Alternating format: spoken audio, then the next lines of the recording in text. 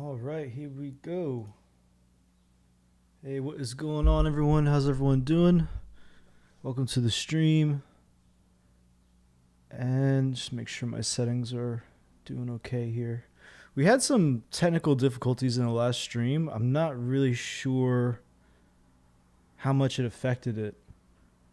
So we'll see how today goes, but feel free to pop in the comments and let me know if there's issues. Still kind of getting used to the YouTube kind of setup here. All right, sweet. So you can see in the title, this is all about how to make R&B beats. I've been looking forward to doing this as a live stream, actually, kind of ever since I got the idea to do live streams. R&B is probably like one of the most fun genres to do, and it's kind of funny, actually. Before we get into it, you can see I've got the piano on the screen here, so we can start getting into the chords and really everything that goes into this genre. But what's kind of interesting about it, that I've always thought was interesting, is R&B is kind of an overlooked, I wouldn't say overlooked, it's very popular in the world of music production, and yet it's not something that people search for a lot. Like, it's a genre that has so many awesome attributes to it. Trying to think of how this relates to a lot of music producers. Like, this channel, we've done a lot of lo-fi hip-hop content, right? When you submit lo-fi hip-hop tracks to music libraries and record labels and music publishers, it's actually categorized oftentimes under R&B. And the reason why is the chord structures that are used, even though the sound design between a lo-fi hip-hop track and a modern R&B track that's on the radio today, something like a SZA or Her or Kali Uchis, even Doja Cat and some of these other pop artists would actually categorize themselves under R&B. Lo-fi hip-hop does have a very different sound design, very different sonic aesthetic, right? But at the same time, it's often categorized under R&B. And the chords are a big part of that, the kind of jazz and neo-soul influence that's in R&B. So as a genre to get into, even if you're not into listening to that style of music, the amount of chords that you're going to learn from doing this genre is unbelievable. And the cool thing is, it's not like lo-fi hip-hop or jazz hop or jazz, I guess we'll just say, where you're expected to play a lot of complicated stuff. You could start with these jazzy chords. You can learn altered dominant chords. You can learn how to create really cool licks and ideas, extended shapes, all that stuff. But in the context of like a slower modern trap drum sound. So slower tempos, sparser drums, and the instrumentals are really cool. You can be super experimental with this genre as well. So go check out artists like, Ella Mai, SZA, Her, Frank Ocean, Steve Lacey is a very popular one now. He kind of mixes more of the indie rock stuff in there as well.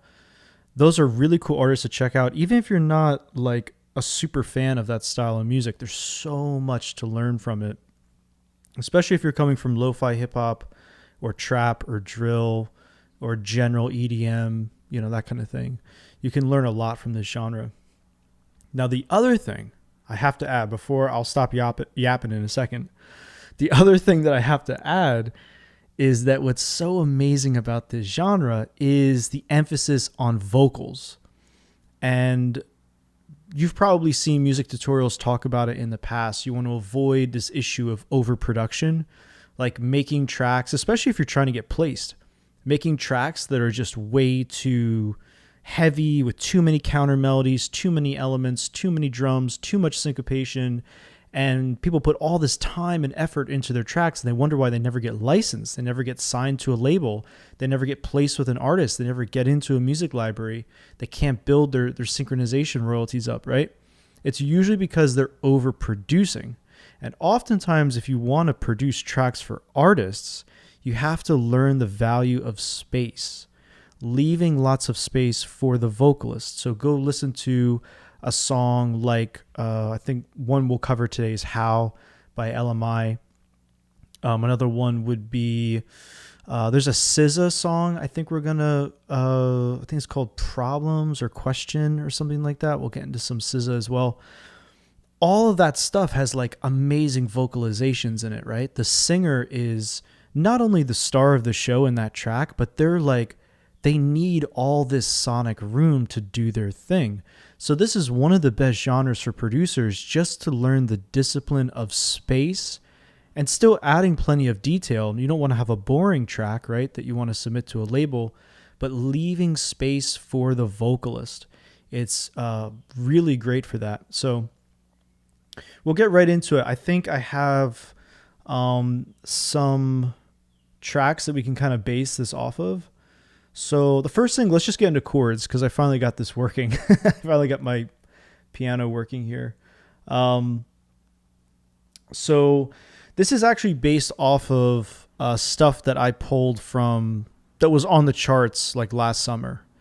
But this is a very typical chord progression where we're basically doing one of the most typical neo-soul R&B style chord progressions based around the natural minor scale with a tension chord in the middle.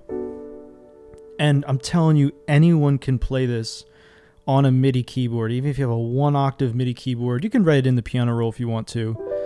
But if you can understand a theory of what's going on right here, you've unlocked a door already to the genre, in my opinion. This is not a 2-5-1 like people talk about in jazz. In this case, we're in the key of B minor.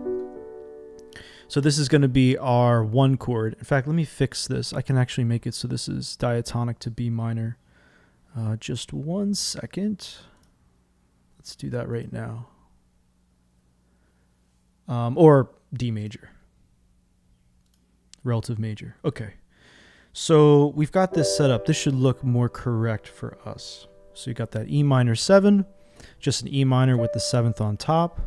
We're going to have our altered dominant chord. This is really like the key to this sound, is learning about dominant chords that you sort of mess with, and it creates tension and dissonance that resolves really smoothly and beautifully into the 1 chord or the 6th chord or whatever you're doing. In this case, we're kind of in B minor. We resolve to B minor, not D major.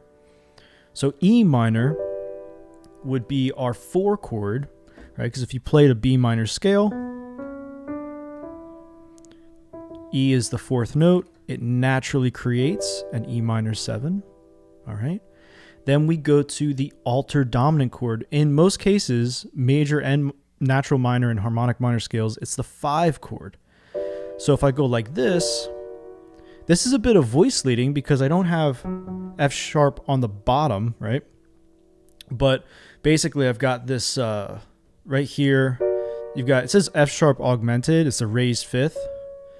So it's just calling it that. I would call it raised 5th. And then you have an E in the bass. So it's a slash chord actually if you were to write this out. If you added your left hand to the bottom there and hit the low F sharp, then it's no longer an inversion or slash. So those chord symbols you can see right here are kind of helpful because that kind of like, this is the tension chord. This is where that sound, this is where it happens. And then you've got a B minor 7, and that's the 1 chord. All right. So I start people with this because if you can just get your left hand playing this, and if you think about the difference between the E minor 7 and that dominant 7 chord, look at the middle 2 notes. So the E and the D on the outer edges of the chord voicing don't move at all, and these just go down a half step, right? So G goes down to G flat or F sharp, and B goes down to B flat, right? So that's actually a trick. If you can play like a minor 7 chord somewhere, and let's say we had C minor 7, right? We changed keys. Well then, in this case, I know that I can go, right there. And now I have the altered dominant chord that goes into, right? In this case, we'd be resolving to G minor 7 because C is the 4th to G. So, we're doing some music theory. I know that for some people, this stuff seems really dry, but I'm telling you, if you pick this up and you start it clicks. You start to go, okay, this is how we would write it out. The number system is going to call this a 4, 5, 1 in a minor key, not a major key. Okay. If you can practice a 4, 5, 1, just like I showed you here, and do it in all 12 keys, you'll immediately have a huge imprint of this sound. Even though it's just one chord progression, I really advise people to do that. For your keyboard skills, it's going to make you way better. Just picking literally one chord progression. And this is a really fun one because once you get your left hand used to this movement, your right hand could take the pentatonic minor scale. And then that's where things get fun. You can just play on your own. We're just like, we're in B minor. Let's move this down so you can see the right hand stuff going on. Yeah, that's fine. So you got... I am hitting a little half step there, so natural minor scale too.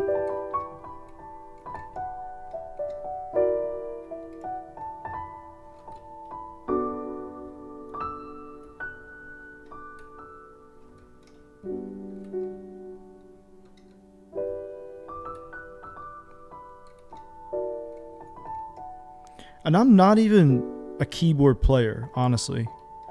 I'm really not. I'm more of a producer than a keyboard player. So for me, I really like this. But notice how my right hand is playing, by the way. Some of these grace notes. It's kind of meant to emulate the vocalizations that a vocalist would do. And that's another one of the secrets of this genre. So just getting yourself playing, I know it's not the most like unique tip in the world. Play more piano, practice and jam with yourself, but it does make a huge difference. Like you'll have better ideas. I have nothing against writing in the piano roll, but that's kind of where I kind of pick up from. And we call that a 6-5-1. I'm sorry, a 4-5-1. 4-5-1. The 4 chord is minor 7. The 5 chord is altered dominant or just dominant, but I'm showing you this voicing today. And then 1. All right. So that's like a great starting point for anybody. Because you can write countless songs with it, honestly. You can switch up the order of those chords. You could start with the B minor, then jump up to that dominant 7 chord. You could do all kinds of stuff. But what we're going to do now is get right into some music. We're not going to have to like wait and build everything from scratch. So I've got a track here. This was literally put together in the style of How, H-O-W, by Ella Mai. E-L-A-M-A-I, if anyone's heard of that artist. And yeah, I put this together for a label, for a record label, for a brief that they sent out. So this was literally in that style.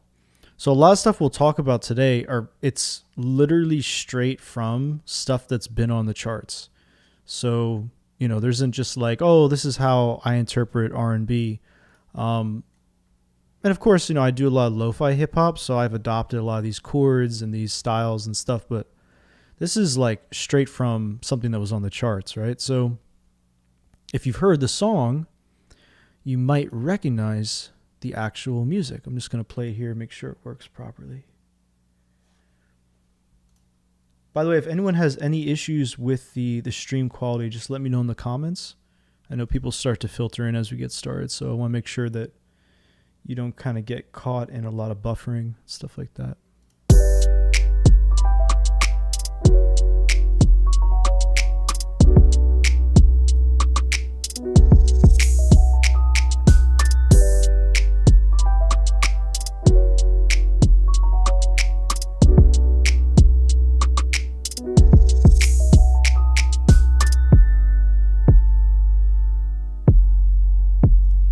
All right, so you kind of hear an example of what's going on there.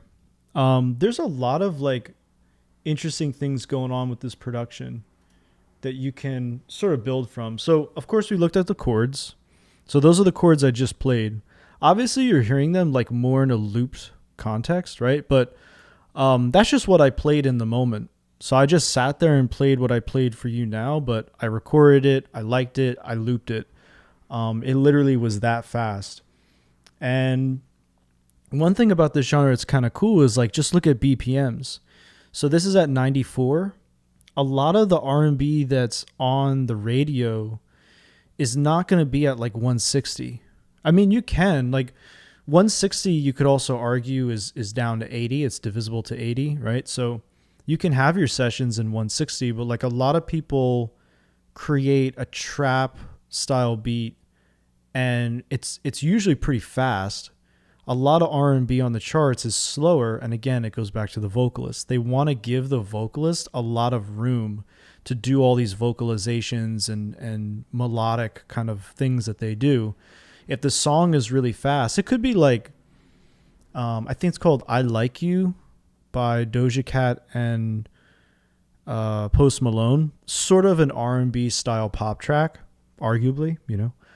And it's kind of faster, but that might be the difference. You know, when you kind of speed things up, it's kind of more aligned with pop, right? So that kind of happens.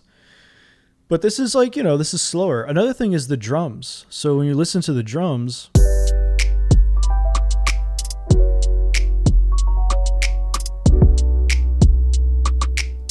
there's really no snare drum, right? So I'm not saying that you can't have a snare drum in an R&B track, but like I'm using snaps.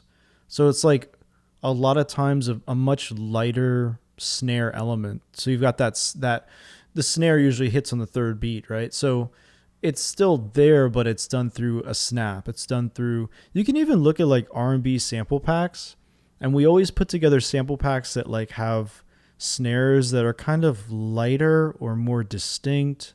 They're a little bit different. It's not always your typical really hard hitting snappy trap snare, right? So that's another thing. It's kind of chilled out. And again, it goes back to the vocals. We're trying not to like distract the listener from the vocal.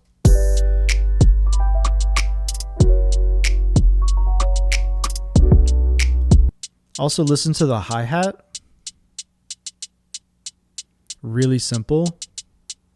Not a crazy amount of subdivisions. They can be there, but they're always lighter in the mix and it's more discreet, right? So it's not going to be, because if it's a high frequency element like a hi-hat and it's right up in your face, it's going to distract you from the vocalist, right? So again, you're pulling those hi-hats back a lot of the times. Now, of course, this is music. We break rules or we do things different all the time because it's creative, but that's like something that I've noticed.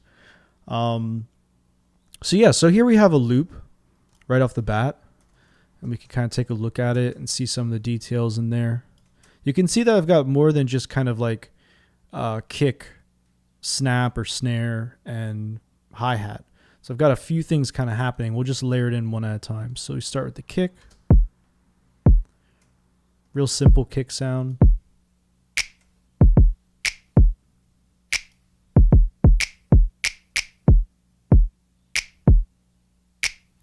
The snap sound is also super stereoed out.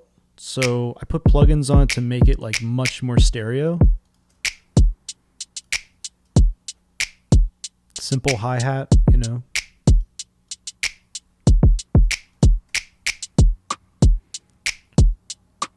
There's a rim shot. Very sparse.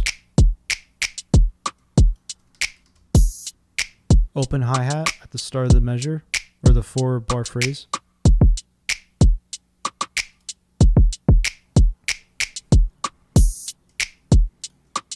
Here you've got another hi-hat hit on the end of these phrases as well. So you can see like tonal variety that I'm building into it. Another open hi-hat. Here's another element coming here in purple.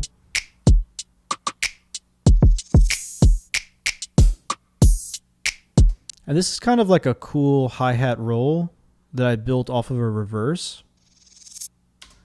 So it's got like a cool sound to it. And it's super stereoed, right? So it's not it's panned to the left, but I've also used stereoizing plugins to really push the high frequency things and like make them kind of outside. Like when you're wearing headphones, if you're wearing headphones right now, it's going to be like out there, right?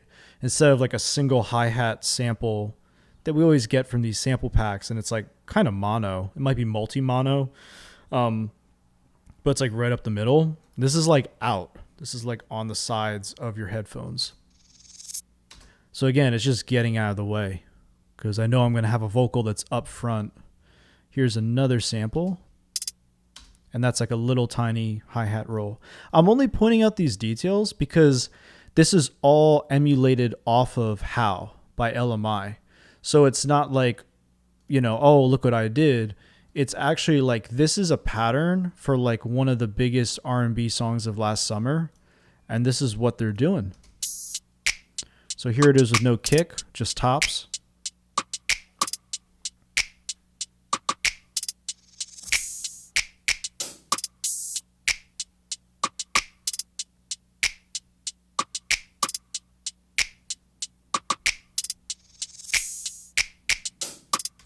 So it's kind of interesting too to hear it without the kick or the bass, the 808, right? So it's a pretty cool idea. Man, I really just want to like play along to this too because it just sounds cool.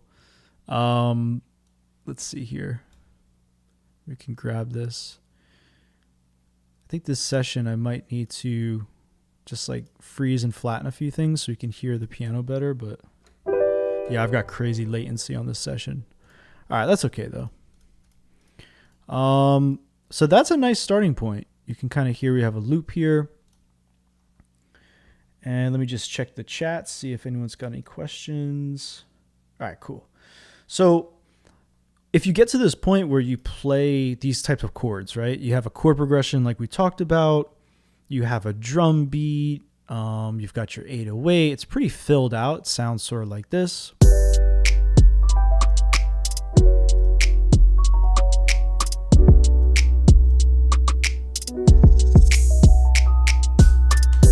A lot of music producers get to this point in their music production process. It's one of those big topics, actually, I notice on YouTube where it's like we try to figure out how to help people get out of the loop, being stuck in the loop stage. And it's like one of my own personal philosophies is like one of the things I'm passionate about making content about music production tutorials is like I used to be that kind of person that, and I still have all these sessions in my hard drive that are unfinished. And I had so many of them. And I noticed that when I started finishing tracks, I got way better at music production.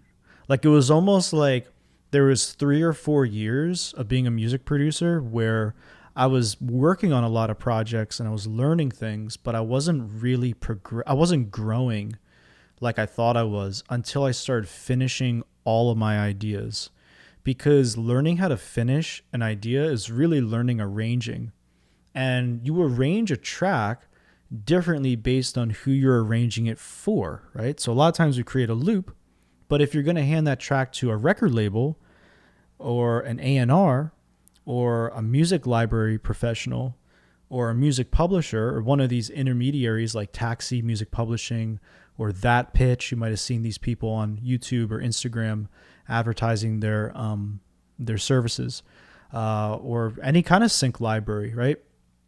Or you're trying to pitch it to an artist, you're trying to send it to them through their DMs. How do you arrange that track so that depending on who's listening to it, they get what you're trying to give them out of the track, right? Like they get a good impression. And you would do it differently.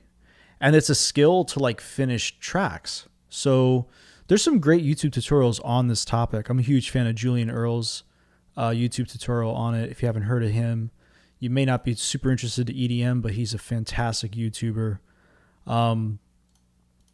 So that's what we're going to do today. And it's going to help too, because we're also going to get into, more details. If you're at this stage and you have an R&B loop, what are you supposed to really do with it to like make it finished? Or a pretty finished idea that you could actually send in somewhere, right? So this is kind of a nice thing. A lot of times what I'll typically do is I'll take my main idea and I'll push it forward, and I'll consider starting without drums. So that's kind of like one of my first ideas, because if I don't have a vocal, I'm assuming that I'm going to introduce drums later. I'll break this rule, by the way, but that's like a typical thing I'll do. And if you've been listening to the loop while you're producing like a lot, you know, all of a sudden your ear's going to feel kind of fresh. Like, you just let those drums mute for a second. It kind of lets your ear reset, and you try to get into the mindset of like a listener, right? Because you might have been working on the loop for like 2 hours. So now you have to kind of think like a listener and tell the story of the song.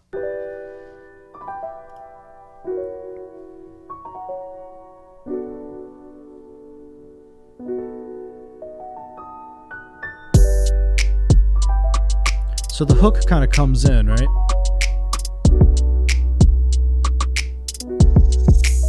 And you can imagine the singer in this moment, you know.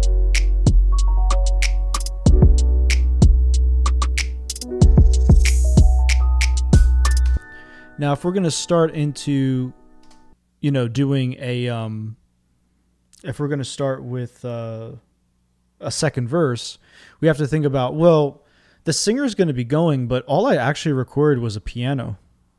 And this is where counter melodies and even just counter elements comes into play.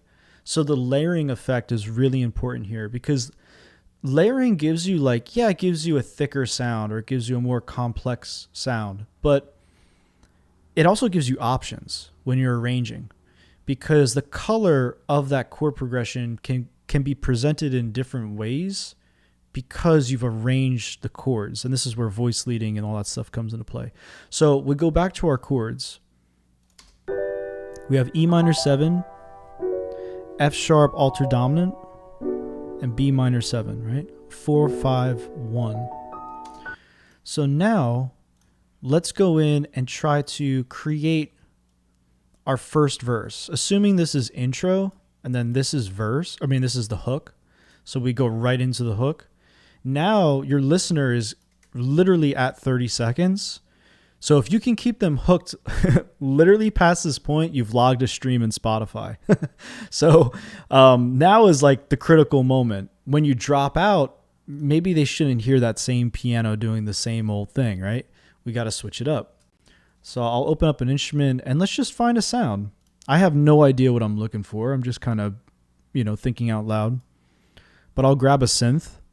I'll probably go for a polysynth sound, and I'll just grab a preset because presets are fine. You don't need anything fancy. Tons of presets in here that are amazing. And this might sound like a big EDM sound, right? Because it's kind of, it's like, wow, that's a lot. But a lot of times I'll grab that big synth thing and I'm just going to sculpt it down.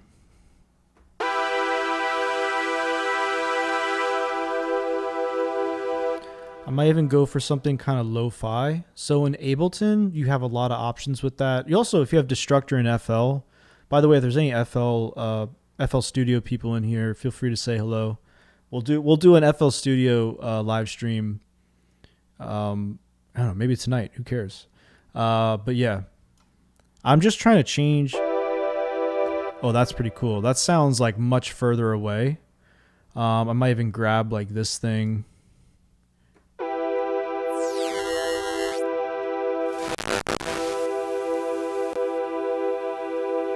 Drag that before the EQ. So I go down to 8-bit. I'm literally reducing the bit rate. And then I'm going to make it a little bit more wobbly too. And this also has a filter on the default, which works pretty well. So that's all right. It's pretty dark. But then what I might do now is go to the envelope. And the amp envelope is the thing that dictates the character of the sound. Most synth presets are in sustain. So I'm literally just going to turn that all the way down so I can control the amount of time that I hear this chord. And I kind of like it sort of medium decay. I'm holding down the keys on the keyboard, you can't see. And I like how this is kind of hitting and drifting away, because I'm thinking about going a little more sparse in this moment. So let's just get the MIDI down and we'll go from there.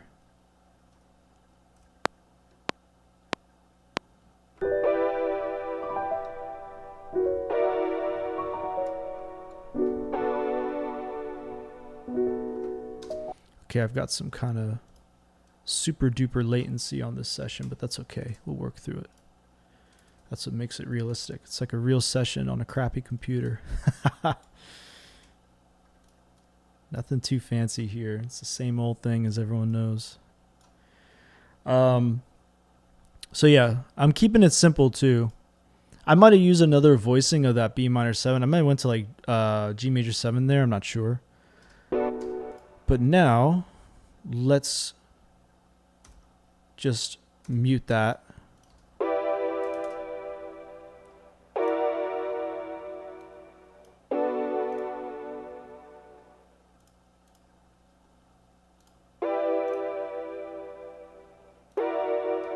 Actually, why not? Let's go to G major 7. If you were kind of doing it by hand, you can also see me do that here. So go in. I'm not used to doing it by hand, but I know a lot of people like to do it this way. That's cool. I'm going to build our triad. We'll start with a major triad. You're looking for 4 semitones above, and then 3 semitones above that. That's how you build a major triad through the mouse. And then you just want to add on the F sharp. Just right there. And if you want to, you can do, people talk about voice leading. It means something different for like the hardcore music theory people, you know. I'm going to get in trouble eventually one of these days. But when I talk about voice leading, I'm literally talking about something like that. I take the G, I bring it up an octave. Think of these all as individual voices or individual singers in a choir. If they were singing these chord changes, if you can keep their movements more enjoined together so there's less a feeling of jumping, that's generally, in a very casual sense, how I would define voice leading. Is that the exact definition? No. But that's kind of what we mean when we say voice leading, including on guitar. All right, cool. So we got a sound now. I'm taking my time a little bit just because I want to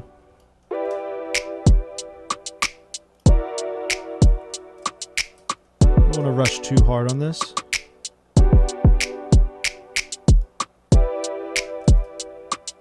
I might keep the G on the bottom. It's a little clashy right there. There we go. You can keep it there, but since you have 2 half steps together, it's going to clash. Sometimes it sounds good that way, though.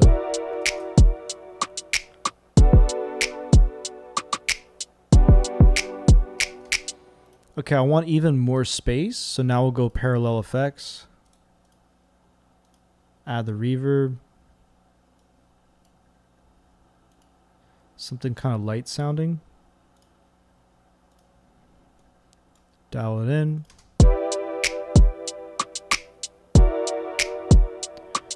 So even if I want to shorten that decay on the envelope even more,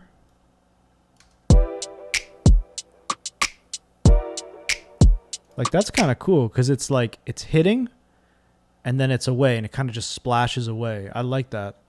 I don't know why, but with this genre, I think I always associate it with like shower music. So I tend to like look for sounds and like stuff that like, if you were taking a long shower, you would want to like, this would be a vibe, you know, just have this blasting in the back. That sounds stupid to say, but sometimes you like imagine where music is playing or it's gonna play, like you give it a vibe. Some like rhythmic long delay in there as well. Okay, I'm just going to freeze it, print it in. So I basically just created like an alternate version of that original piano, which is like a very simple piano sound. And now we just kind of like listen to that change up in color when we go into the first verse. And it's going to be nice for the listener too, because they're going to experience that change up. You know, if we're dropping out bass too, it's going to make a huge difference. Let's hear how it sounds.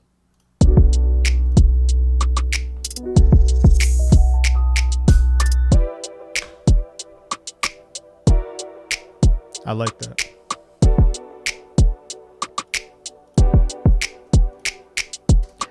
I'm just in my mind right now, I'm just hearing the singer. I don't even know what he or she is singing. I'm just hearing them singing while this music is playing. I'm just imagining it. Just imagine it, you know?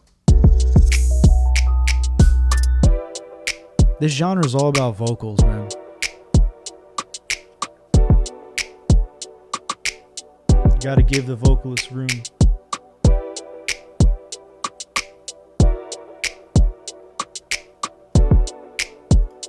I might even take that hi-hat out as well. Or maybe it comes in second half of that verse.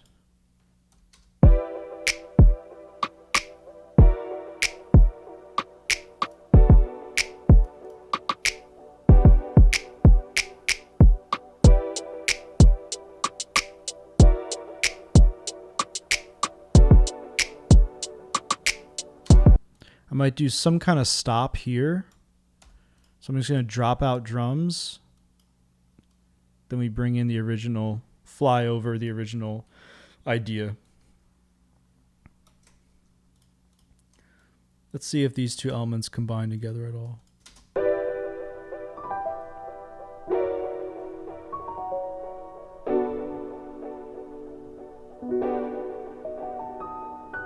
They clash a little bit. Maybe we'll take that out for now. So now they're going to kind of be like cousins to each other. We'll go from one to the other. And I'm going to make this twice as long because I'm going to assume the vocalist might have some great post-chorus ideas, or that might be the length that they want the chorus to be, right? Is it going to sound, when you're first doing your first arrangement, is it going to sound like, you know, kind of repetitive? Yeah, it might. You'd be surprised. If you took the vocals out of a lot of famous like songs on the charts and stuff, the details are very subtle, you know? So when you're first in this stage, like, that's totally okay. Okay. So this is second verse. I'm going to switch things up here in the second verse, but so far we've got... Now we're kind of pushed up to like 135. So that immediately gives us a picture of what's going on here.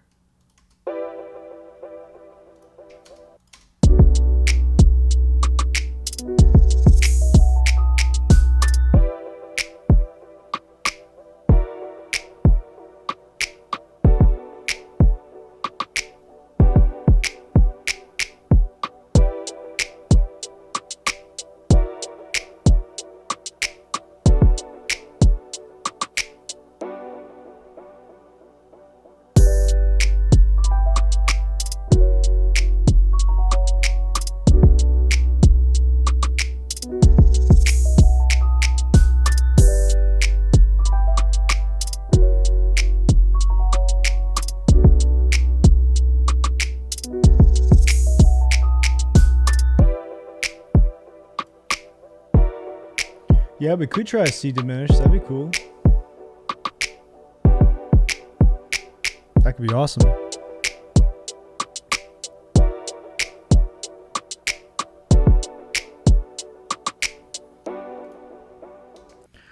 All right, so we are somewhere, right? Cool. The other thing that I really like to do is like these short rolls. So like, it could be a roll, it could be a hi-hat, it could be a snare. It could actually be like a very typical trap snare. And it's like a very light sort of kind of crescendoing snare roll. It's like perfect when you go into a new section of really anything in the song. So like, let's see. Let's just grab like a super typical trap snare. Let's grab the most normal one you could find.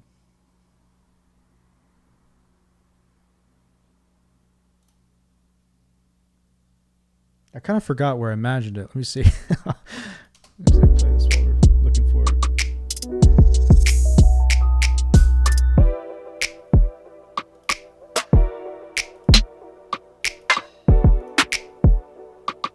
Yeah, that'll work. So yeah, to introduce that hi-hat, just grab this thing.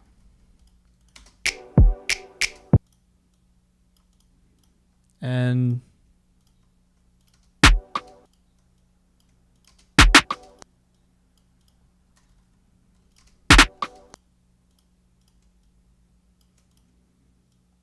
it probably like looks weird to people too that I do it with audio clips, but I think I'm just used to this. I'm not sure. Like, I'm just used to doing it this way because I originally came from Pro Tools, which is like not like FL where it wants you to use MIDI, you know. I might make it. Let's try a triplet one actually. For Ableton people, if you do Control 1 or 2, that increases or decreases subdivisions on the screen, which is really useful.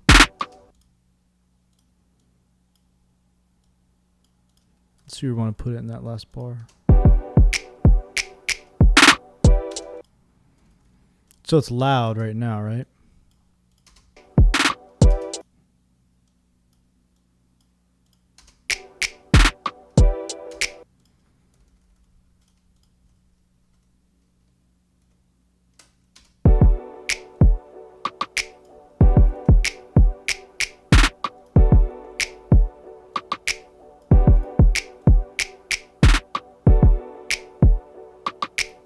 Shorter than that.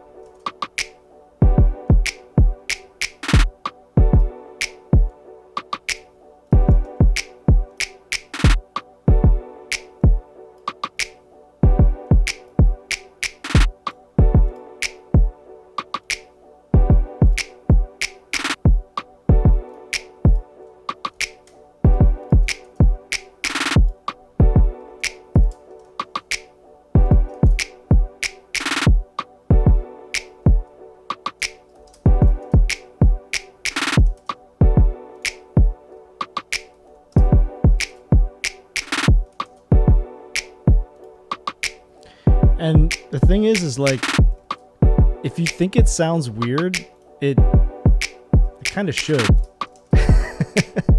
Because you kind of just have fun with rolls. Like, people ask, like, how do you do a roll? How do you do a roll? You just play around with the subdivisions and kind of just create something that just sounds cool to you, you know?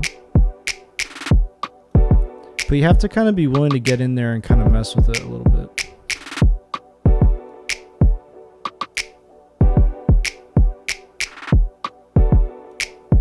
A little too lo-fi. Let's try this.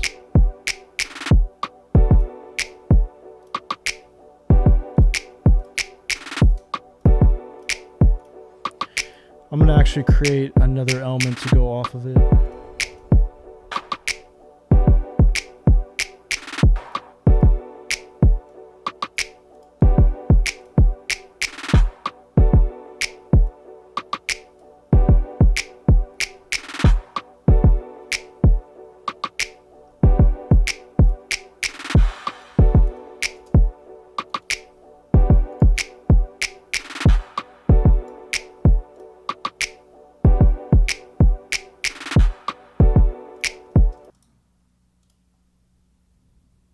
It's just got latency on it. We'll just move that back.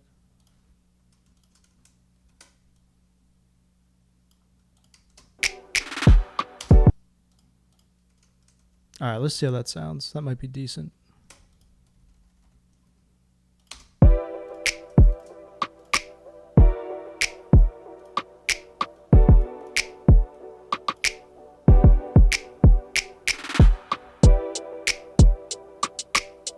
It's all right. I might be like too close to it, so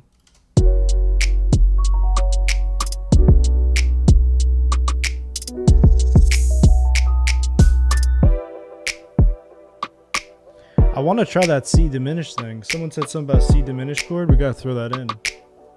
Maybe we'll do that on the bridge.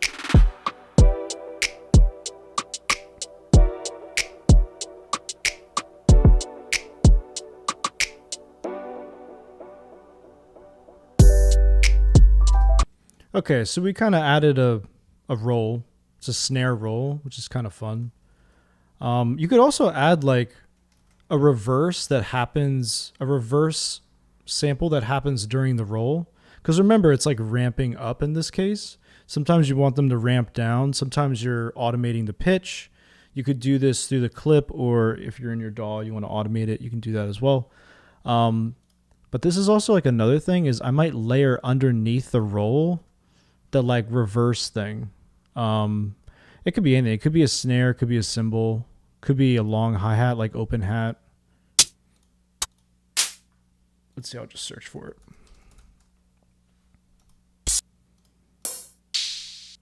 That might work.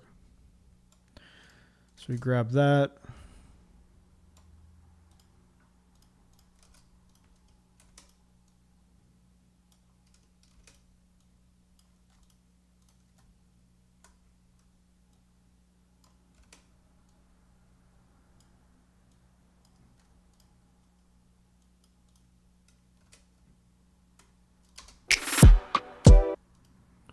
So now it's got like a nice little kind of whip to it.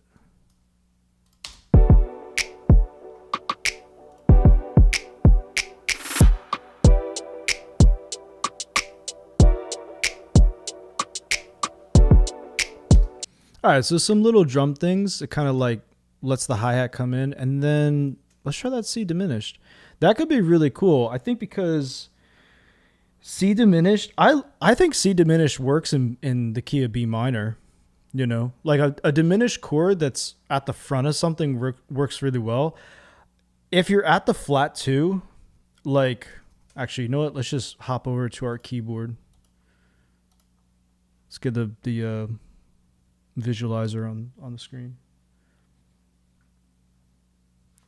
Because there's some interesting things about this actually that I really like. So let's grab this.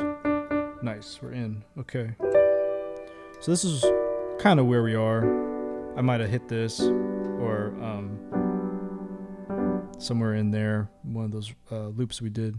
So C diminished, you're going to have, for anyone that doesn't know, you have a minor third, you have the flat 5, you have a diminished 7th, which is kind of the equivalent, well, it is the equivalent of a major 6th.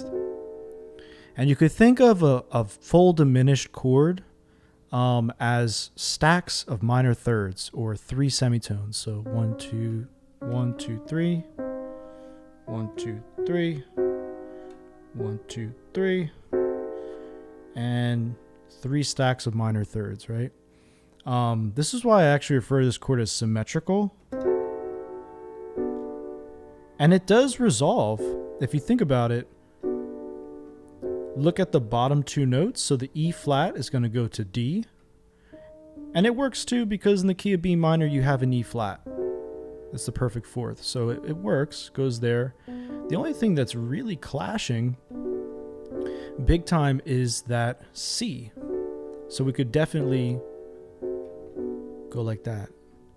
Another resolution, just because people might be interested, I like to take the flat 2 and make it a major 7th chord. Now that's definitely going to kind of pull the ear a different direction. So you hear. Let's hear in context. Mine might suck. I don't know.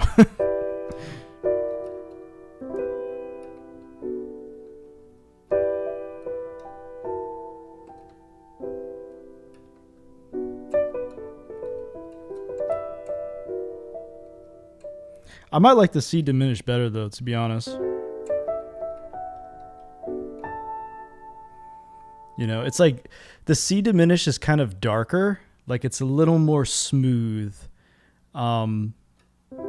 This is also, by the way, if you take a minor chord, a lot of times they do this in trap, which is simple triad, B minor, C major, B minor, C major. That's like one of the most popular trap chord progressions. I call it the 1 flat 2. It's related to a mode called a Phrygian mode, which has a flat 2 in it. And Travis Scott has like 3 or 4 songs that use this chord progression. And it's a great chord progression. If you extend the voicings, it sounds really beautiful, very mysterious and rich.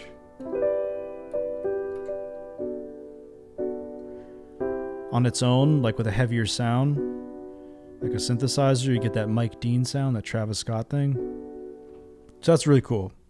I'm sorry for digressing, but there you go.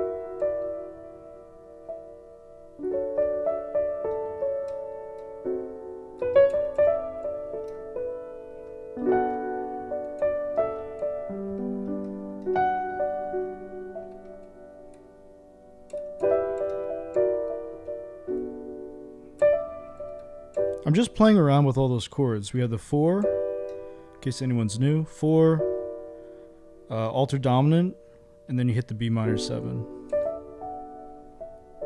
But let's do C diminished. Yeah, I think it sounds cool. I like C diminished. Yeah. And you can see that E is right there. So it doesn't take a lot. You can see they move up right there. There's the minor third for E. That's nice. So let's try and throw that in. And because I'm not trying to go, I don't want to bog us down because that's boring. We'll just go straight to the bridge. The dreaded bridge. The head scratching moment. It's really not though. It's like one of the funnest moments. I forgot my bass. Let's get the bass in there. Oh, we didn't even do the bass for the verse. Ah, that's fine. Whatever. All right, so second verse. And yeah, that's second verse. Let's just assume we have an early bridge. You can break song structure too. It's not like a pop song structure necessarily. And it's always going to depend, and I'm just, I'm approaching it from like a real world context. If you have a singer that comes into the studio when you've made this thing and she decides to like just do something completely different, you just have to be ready to just throw the chords out the window and like just play something that follows the voice, right? So we're kind of like setting up the template. And of course the singer is going to get inspired and like use what you have, but the bridge is a nice context because you switch up the pattern or you switch up the structure, right? So let's see. Let's just get a sound. I'm going to do Omnisphere just because it's great. And it gives me a chance because a lot of people have Omnisphere. I put out a YouTube short about this like a year and a half ago. But like people pull up, they spend a bunch of money to get Omnisphere or not. We won't talk about that. But people get Omnisphere and they don't know what to do with these presets. And the presets are like pretty cool, but they're all over the place. And a lot of times, like when I pull up a synth, I'm just looking for a poly synth sound. So like there's a lot of really complicated videos on synthesis, right? Like super kind of almost academic stuff. I'm going to tell you there's 3 things you got to do with a synth, all right? You got to find your oscillators or your samples or both that you combine together, right? You got to find how do you layer things together and detune them, right? And then where's your amp envelope? That's it. Like, and because after that, you might put the reverb and like just do plugins later on the chain in you have a great effects section in Atmosphere, but you might just put the effects later. So like here, I go straight to sample, and I just look for like literally anything. I literally just click random stuff. Mellotron flute, great, okay. Then I go to the envelope. I right click and go to default ADSR, which is like when I hit the keyboard, it's gonna play like a piano, sort of, you know. And then what'd we say? C diminished, right?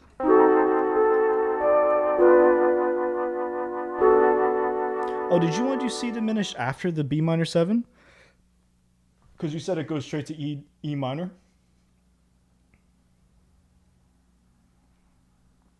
We could do E flat dim too if you want.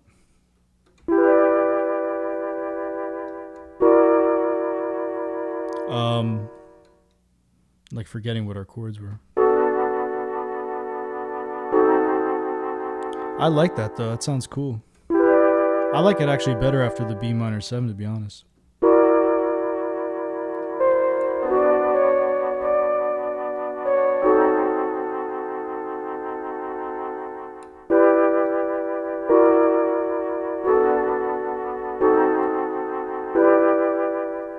Yeah, that's very like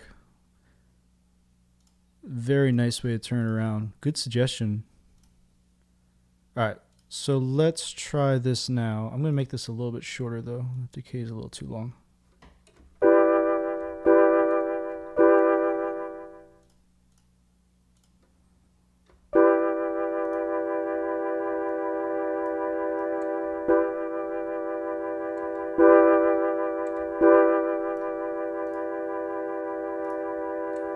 Okay, that's cool.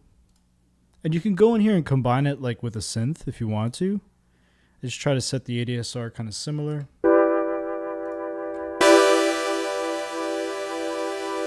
It's immediately like super bright, so you turn on the filter.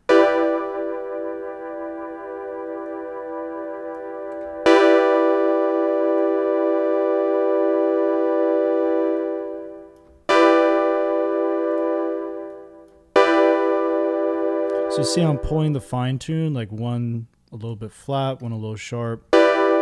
Just going to kind of pull them apart a little bit. Just sounds oftentimes a little thicker, a little better.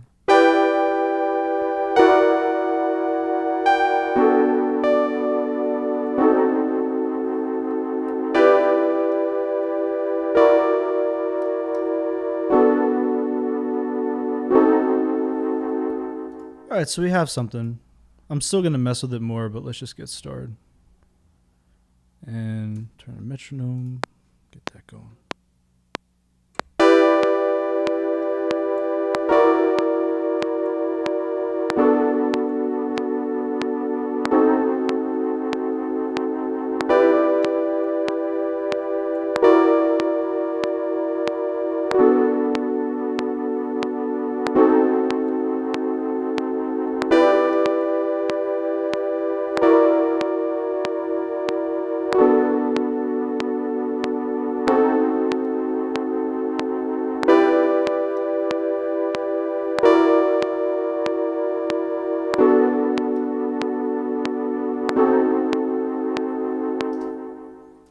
I did 4 repeats because I'm just kind of imagining the singer just kind of going off on this. All right, let's shape it a little bit more.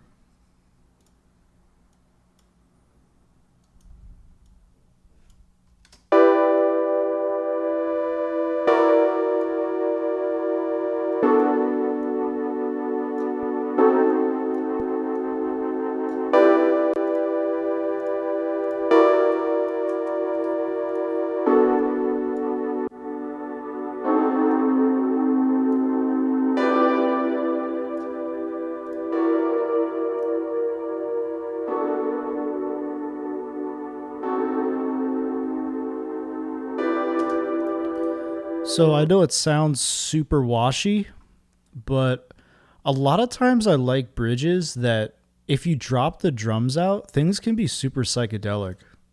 You know, like you kind of have like freedom to, Like sound design is super creative in R&B. It's the reason why I love it.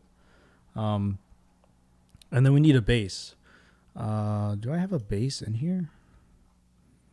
Oh wait, it's put to audio. Okay, let's just make one.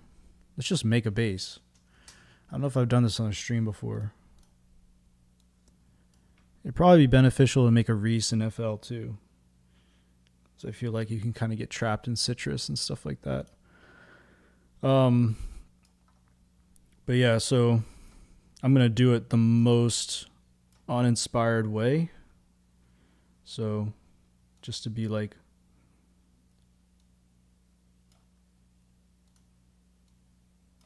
two oscillators, pull them out or pull them apart and pitch, amp envelope. A lot of times it's the same stuff. This one I might be a little bit more clever with it. I'll take an envelope and tag it to the frequency on the low pass or high cut, because I kind of want it to like hit a little bit, you know, and then it kind of drifts away. We'll make it a little more severe like that. Let's see.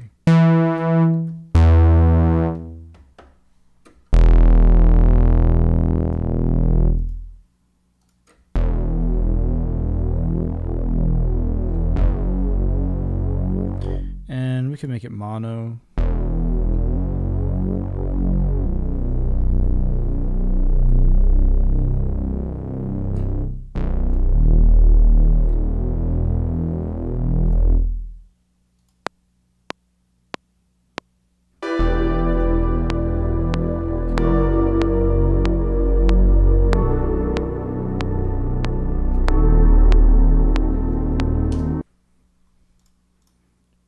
I wonder if we should just stay on the B on that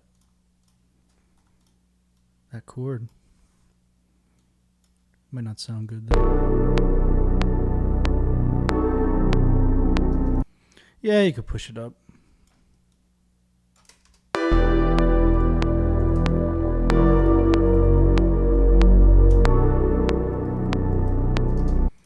I'm a bit of a broken record, but it's only my third stream all time.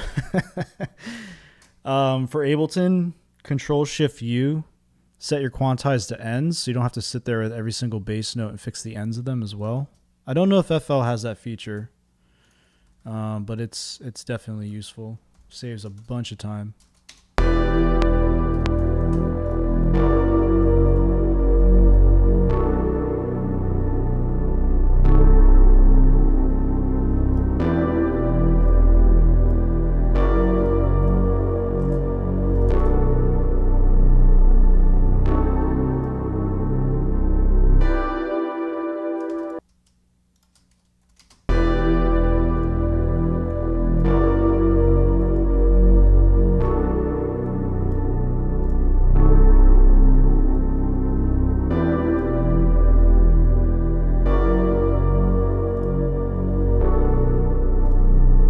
Notice I just pulled that envelope back a little bit because I like the attack of the Reese bass, but I don't want it to be too farty. So, so like sometimes it sounds good when it's farty, but I'll pull it back so that it hits. It's kind of a sweet spot, and that's why it has a little bit of that attack, but it pulls away and then gets super murky and dark, right? So it's kind of just finding the sweet spot once you tag it to the frequency. This is still like, this is all right. I'm going to literally just commit this.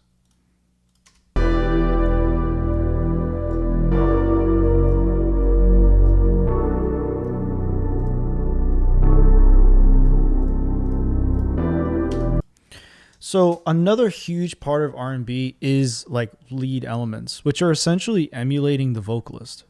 And that's why it's like it's another reason why I love this genre, because you can have so much fun. Like, I'm not a piano player. I'm not like a, you know, like a super trained musician or anything like that. I'm totally self-taught.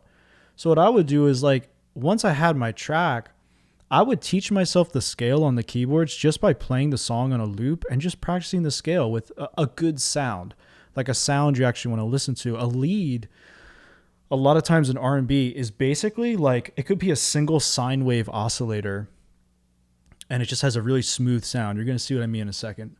I can find one real quick. and it just kind of like emulates a singer, and you kind of have some fun with B minor pentatonic. I've got tons of latency on this, but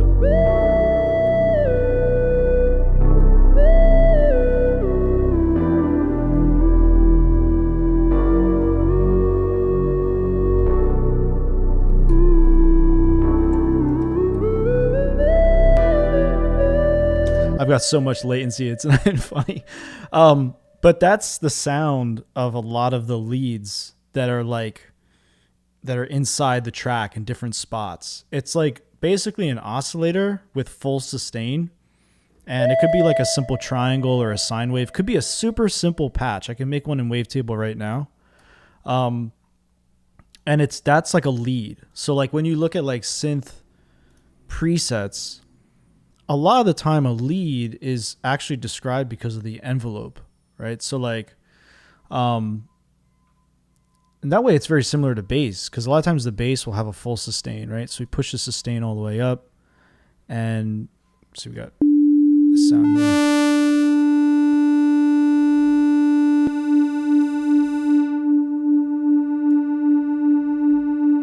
Make it mono. Usually leads are mono.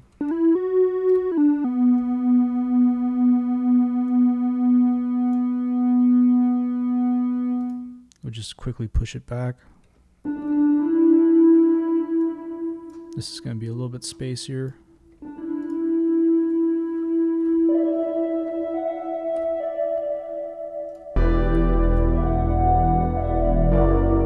All right, like something like that. Real quick.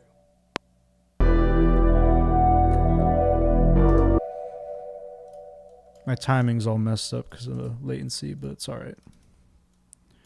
Kind of picture that kind of grace note. You know, something like that. You can see what I'm playing. Perfect fifth to the B minor. Grace note.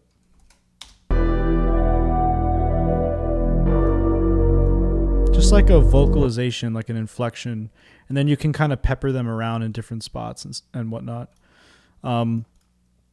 Also, too, you could bring in the beat like halfway through that bridge section, but don't have the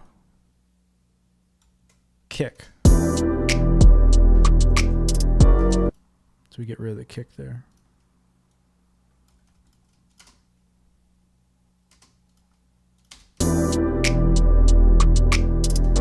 Get rid of the rim too.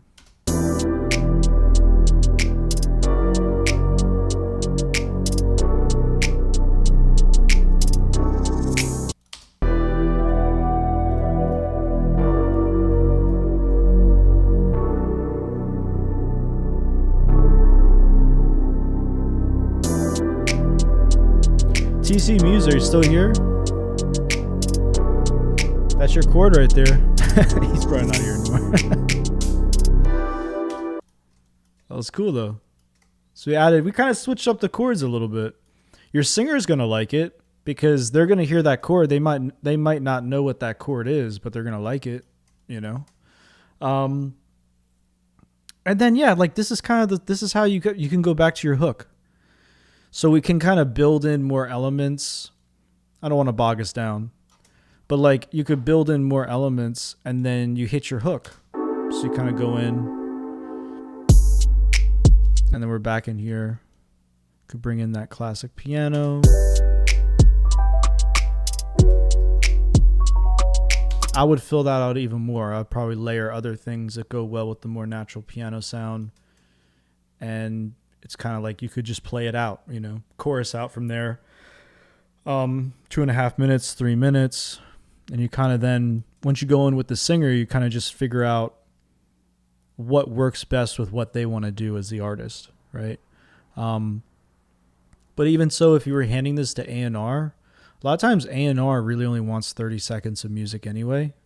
So basically, like, you're kind of pitching like this section a lot of times. They may only listen to that amount in reality. So it's like, you know, So it's like it's either going to work or it's not going to work for them. And I know there's a lot of music producers that watch tutorials that want to get placements. So like that's usually what it comes down to. But again, yeah, anyone that's just joining us, we're doing R&B style music, right? So R&B, picking up some of these ideas, not exactly lo-fi hip hop, which I've done a lot on my channel, but kind of more modern R&B. And we can kind of pick it up from here now. Like another example is just taking that chord progression and jumping somewhere else with it, you know? So this is another one here actually.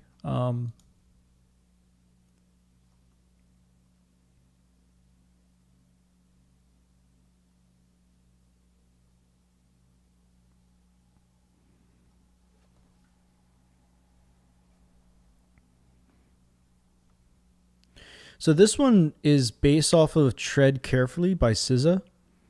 Like SZA's an amazing artist. What I had to like point this one out because the thing about this track that's like really amazing is the fact that they start like the chords themselves are like really cool, right? So we'll go. Let's take a listen to it. And some people might be able to spot kind of like what's going on with it.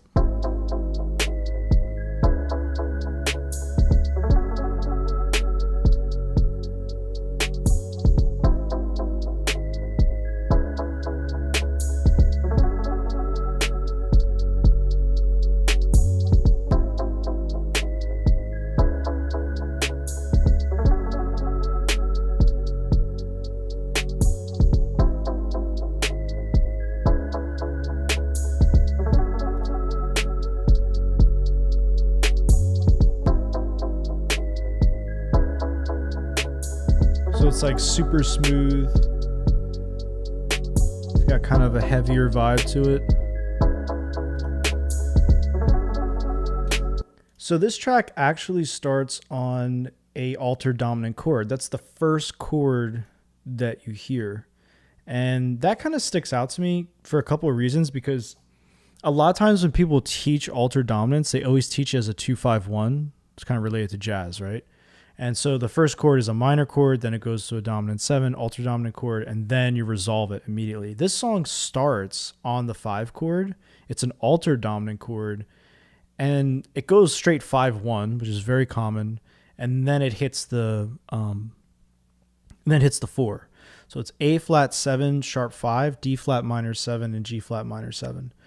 And that to me is like really interesting, because when I first heard this song, feel free to go check it out on Spotify too while we're talking, Tread Carefully by SZA. The song is kind of angry. Like it's kind of an angry song.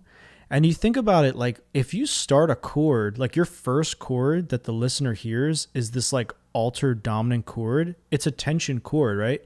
So that produces like an emotion in the listener. I think not even subliminally. Like I think it's just like you hear that and you're like, whoa, wait a minute. And then you listen to the lyrics of the song and she's expressing a lot of frustration in that song. So like the chords have emotion in them. So we start with the chords like we did in the first example.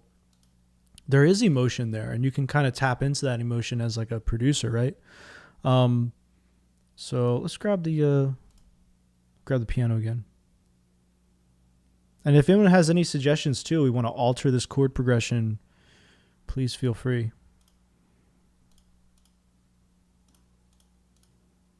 That's a lot of fun. Okay, so A flat dominant 7 sharp 5.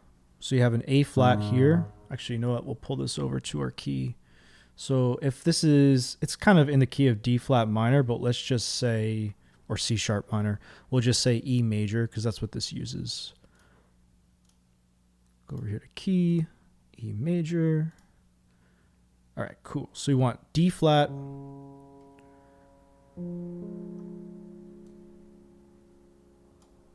I should just say C sharp. But okay, C sharp, dominant 7, right? So we're going to have the dominant 7. It's going to be right here is the B. And then it has a raised fifth. So right there. Oh, I'm sorry. I'm getting mixed up with the other. Okay, A flat, A flat dominant 7 sharp 5, right? So A flat major. Where did I get D flat from? I don't know where I got that from.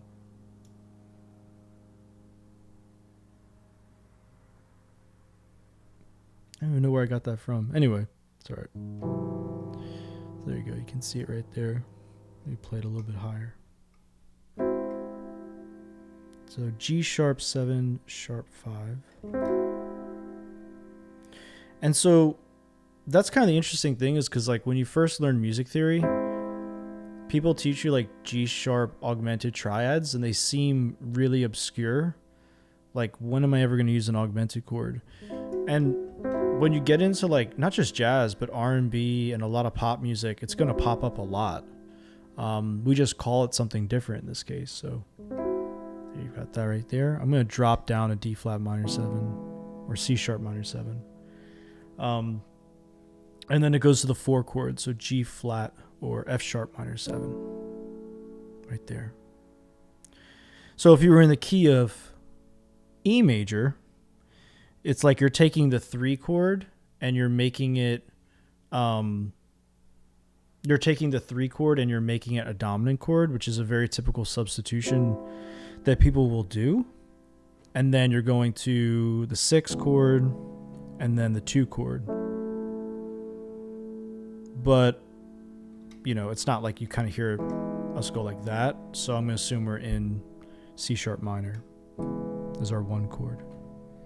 All right.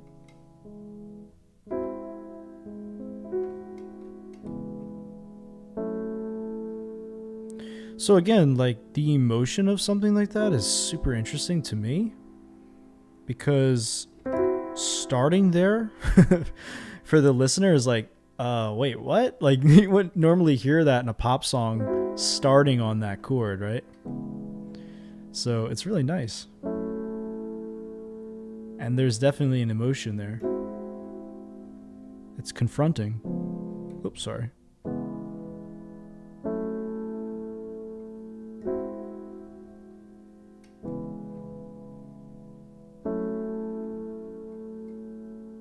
You could try their voicings too, by the way. Feel free to. So yeah, so we take this kind of thing.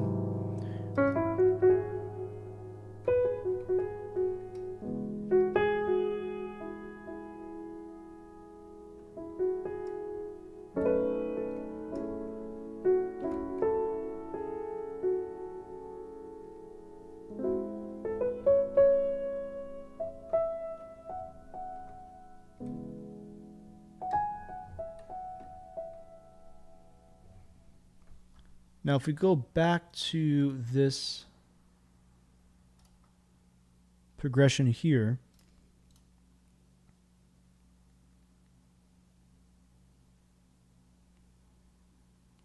the actual kind of arrangement of what's going on here, the bass is like super heavy. And I built this with Wavetable as well. It's a really simple, again, it's essentially the same patch. It's just like, I mean, I think the fun of these basses, once you kind of learn how simple it is to make a Reese, is a lot of these like VST or even the stock synthesizers that come with your DAW, you're kind of seeing like what sound design options they give you in the oscillators. So I really like Wavetable because it has just a whole kind of variety of oscillators in that main menu, and then has all these other ones you can kind of choose from. You only have 2 oscillators, but you can see as you kind of cycle through, it might change the sound. Turn it up.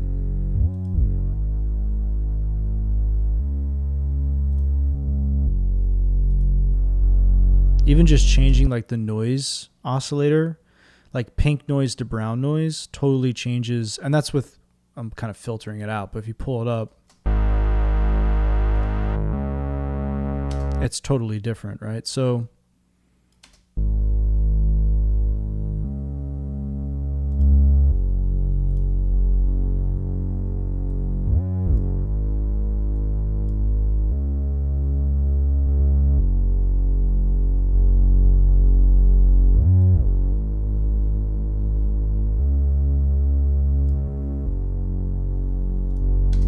And then when you have the bass, it's kind of heavy in like a mix like this.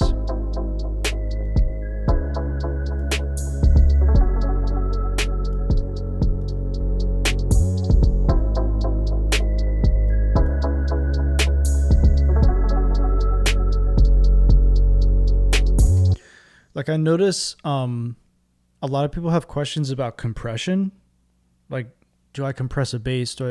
Like, in my experience, most of the time when I'm compressing a bass, it's usually a bass guitar is when it really, really needs it, because compression is like super confusing to people, but you're just trying to limit the dynamic range. So if it's a synthesizer and it has the same exact velocity response, right? So like I might have I played this in, so my velocities are like all over the place. But like the actual patch, I don't even think is responding to those differences in velocity. Like the volume of each note is the same.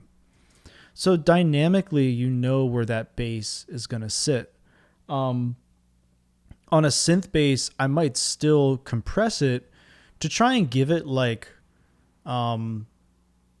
just make it like huge amounts of consistency in the signal. And also kind of compressors can kind of color the signal. You have to be careful though, because if you compress a bass, I do find it kind of drops out the bottom end. Like the bottom end can kind of get erased from hitting a compressor really hard with a bass. Even if you're trying to go for that, you're trying to like experiment with compression. But on a bass guitar, it's like, it's so useful. But you can mess around with it, you know. It's basically like typical settings on a bass in general. You're going to probably have the attack be pretty fast, because there's really no reason to have your bass be like, and I've seen people kind of do this. Like people will say, if you pull up a compressor, like the default settings are like a slower attack and a faster release, and that's transparency. It's like, yeah, that's true, but that doesn't mean that like every single instrument needs to have slow attack, fast release. Like, I don't know. I've just seen that like people try to say that that's the way you use a compressor on anything. And really it's going to sound different on any different source.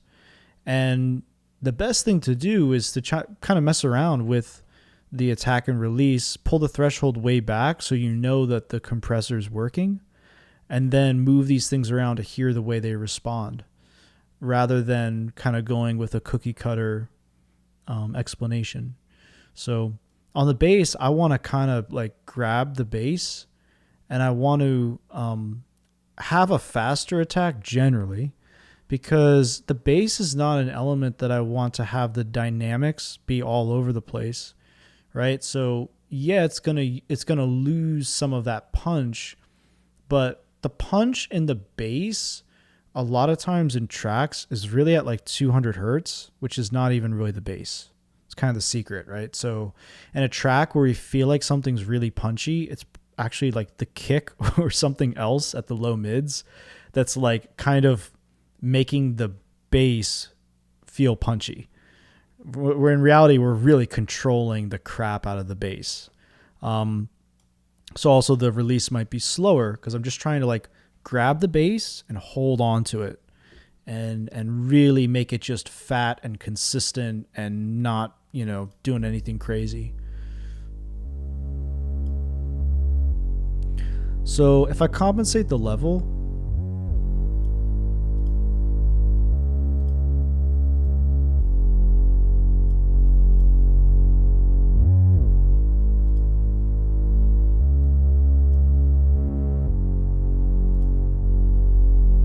you can probably hear, if you have headphones on, some of that bottom end is kind of getting lost from the compression.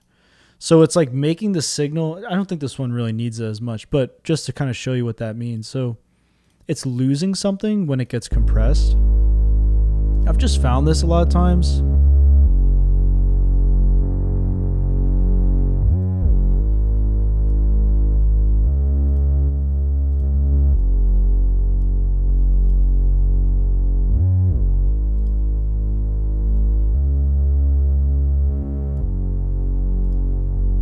Okay, cool. So sometimes I might afterwards, if I compress something, then I'll do the saturation after the fact. I'm not trying to make it like super bright with the saturation, but I'm gonna like add it after. There's a bunch of different ways to do it. You could use drum bus in Ableton. You could use Destructor. There's actually a preset in Destructor that does it that's really good. This thing's pretty cool. I like this thing a lot. This thing's super low, by the way.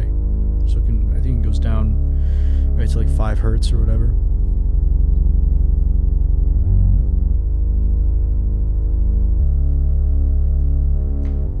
Yeah, so that's adding a ton of low end to it.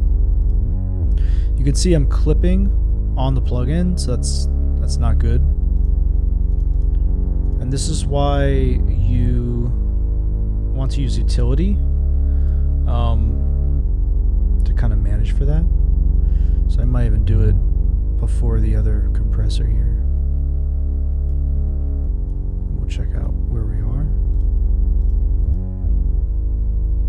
And it's common too, because the bass frequencies are super powerful.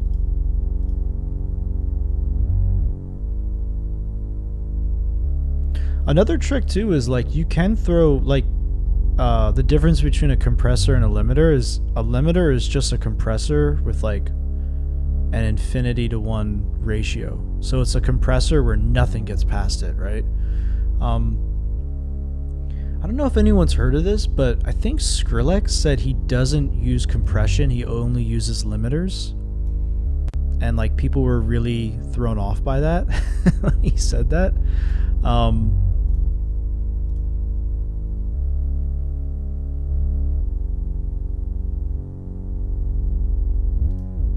You can hear the level change a little bit too, because this is slightly out of phase. So which is like another reason why you're compressing it. You know, you're trying to really smash it down so that you don't have like random volume increases in the bass, because it is a respace. It's essentially out of phase, right? So the volume changes, you can probably see it happening there in the meter.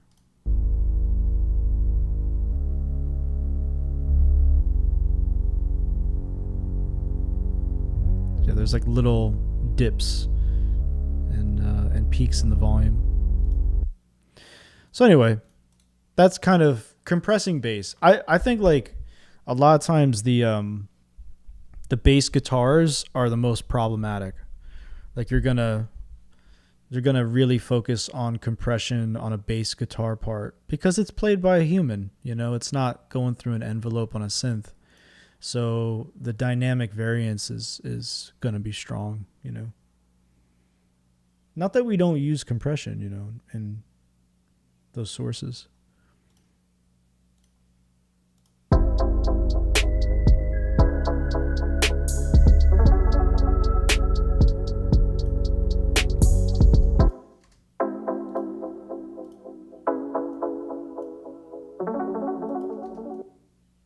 Can also just kind of get rid of all this low stuff.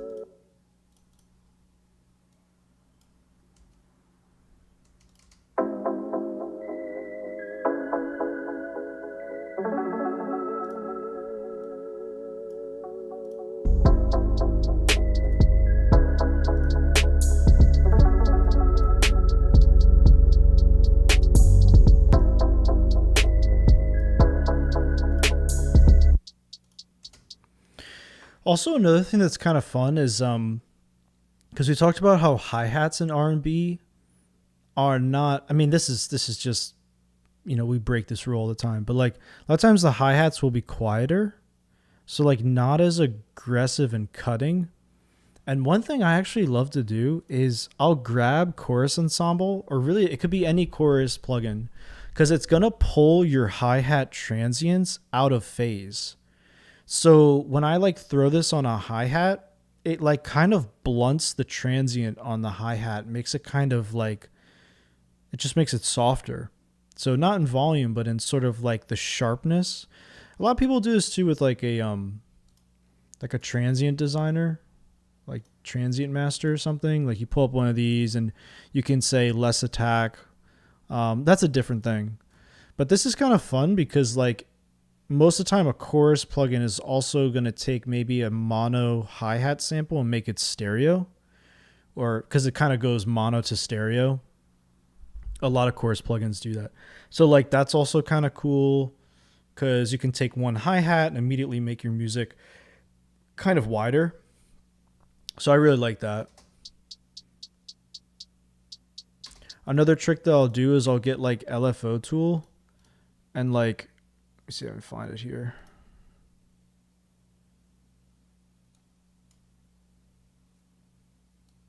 And I'll kind of make it like more crisp.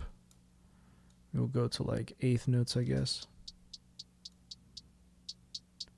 So notice how it's kind of like right there. I could also kind of preserve the transient by like starting that dip right here.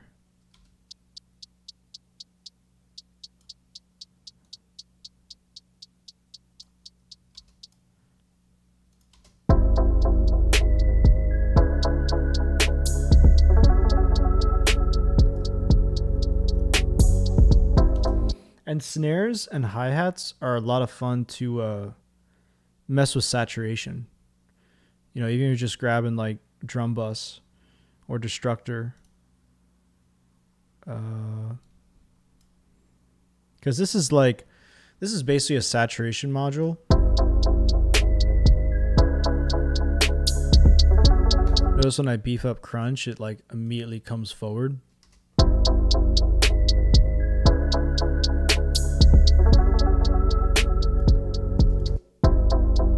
This one's like more aggressive though. Notice there's not really a volume change. It's just sort of the timbre. It's got like a little more presence on it. So that's kind of fun. There's kind of like getting more out of your drums. I did a tutorial recently where it's on my channel in the long videos if you want to check it out. It's basically like the first half is parallel processing. Mostly parallel processing, because you could take your elements in a beat and you could kind of add way more detail to them going parallel. So what I mean by that is like a lot of people use Audio Effect Rack in Ableton, which is cool. What you can also do is like keep it dead simple. Like go in, oh, this is looking kind of weird because I bounced it. Let me just grab this sample and bring it down. So I grab this thing. Actually, you know what? That will start here. So I grab the same exact sample. And what I love about this is it's so simple. Like I'm just grabbing, I duplicate the sample, bring it on the bottom, grab a reverb, wash it out. And then when this hits, it's like in the back.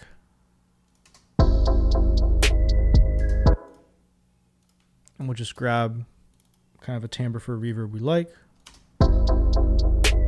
Ooh, that's kind of weird, but cool.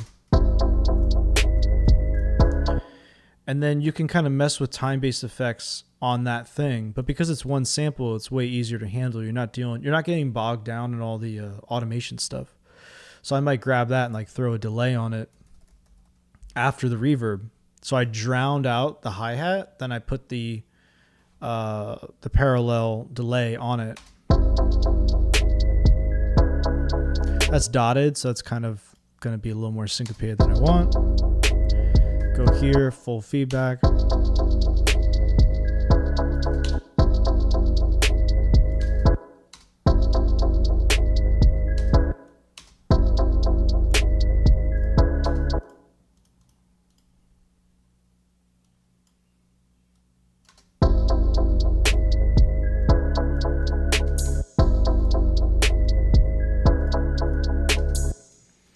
So, you kind of just create a wet sample that is from the hi-hat sample you had, but you just added like that extra little layer. And then it's kind of like a simple idea. Like anyone can do this. I might take that right even on the same track, just duplicate it, reverse it. It happens at the start of that or the end of that bar there, right? So it like happens and then it comes back around like a little wave.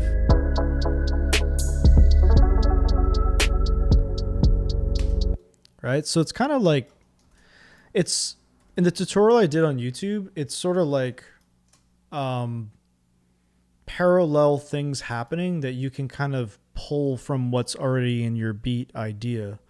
So you don't have to go in digging for like a bunch of new samples. Oh, I need a wet sample. Let me go dig through this sample pack for, it only has 3 wet samples. Like, just make it. Just make the sample. Just add that little...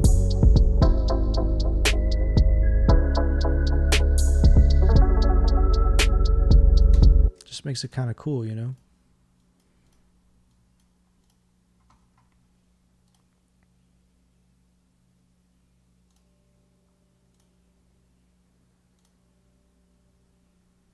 Another big part of this sound, I think, is this whole idea of like counter melodies. So with counter melodies, we did a whole stream. You could check it out too. It's in the live section on my channel about counter melodies and how you actually create them. We did a bunch of them. We did counter melodies that were on kind of like this lesson went. We start with chords, kind of understand what we have.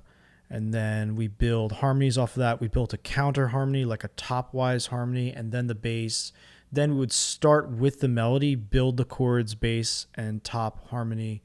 And then we did bass line and then chords and then harmony or melody.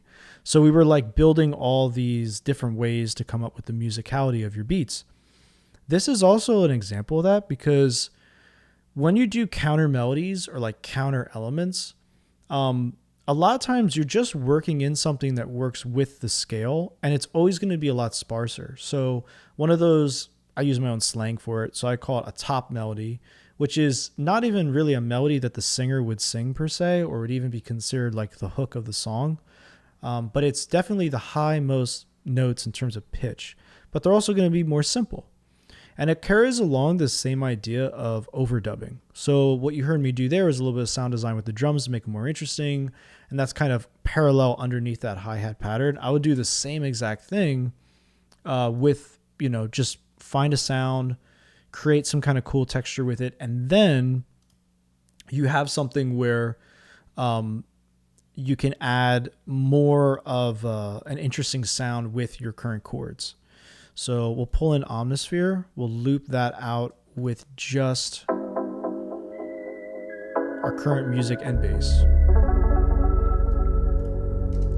And again, like we talked about today, when you have Omnisphere, you can go straight to the sample section, find something that you like, combine it with a synthesizer,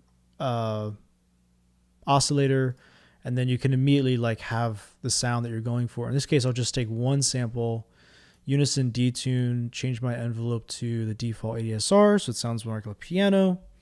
And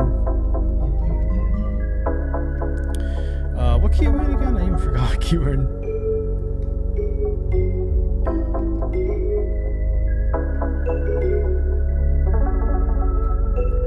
This is kind of like a cool Celeste sound, which is fine. But literally just to like grab something and like kind of pull it into the track. So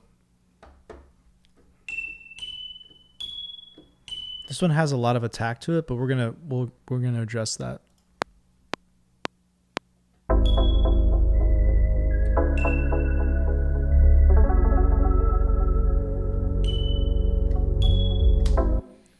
So a really simple melody with super high pitch.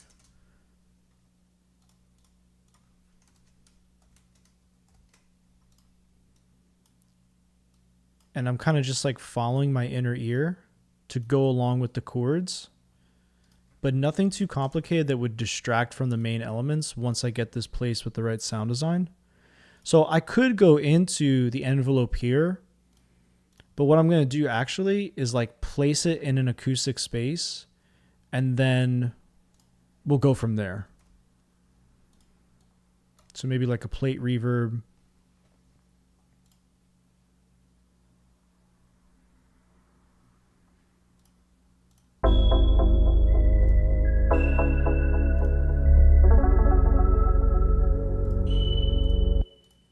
Just to kind of change the timbre. And then I love this shimmer reverb because it's so huge.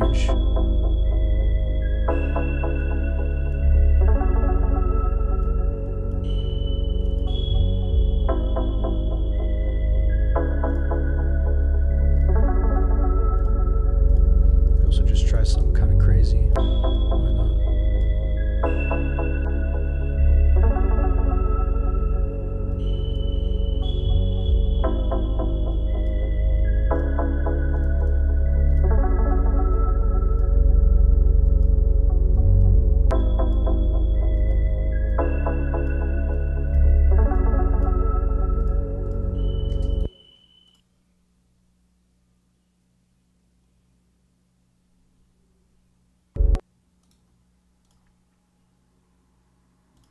So I just took that, you can barely see it there. I just took that random Celeste sample and like pushed it really far away. Right, so now I should probably just drag it within this group. I don't know if there's a little processing on this, but that's okay. So now here and the bass.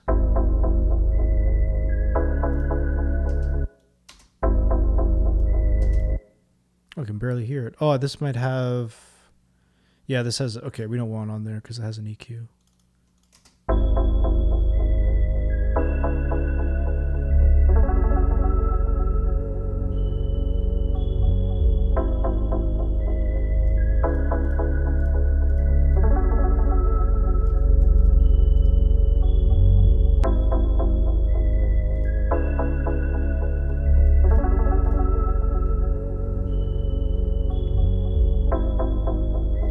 This one's a little bit too whistly. It just is, you know, in my opinion. You can hear it here. Look how these like huge peaks. That's kind of that whistle effect. I'm not a huge fan of that, but just have fun with it.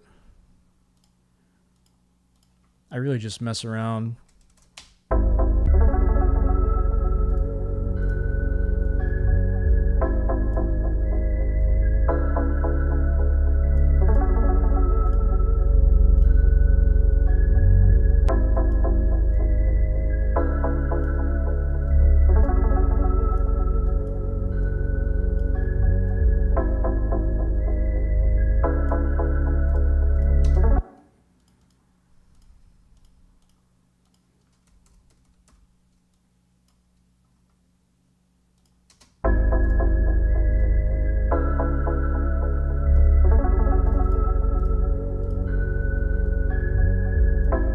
Notice how this compressor pushed it forward so much. It's just grabbing it and taking all that shimmer reverb and pushing it all forward. So now I can kind of just slide it in where I want it.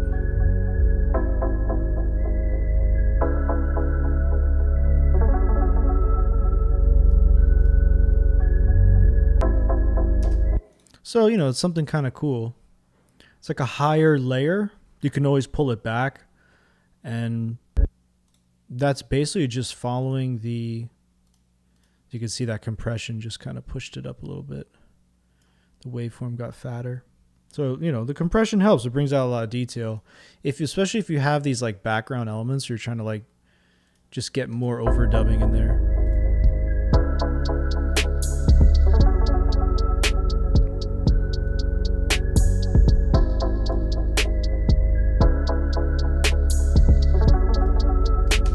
I might even grab this and now just make it a little more warbly.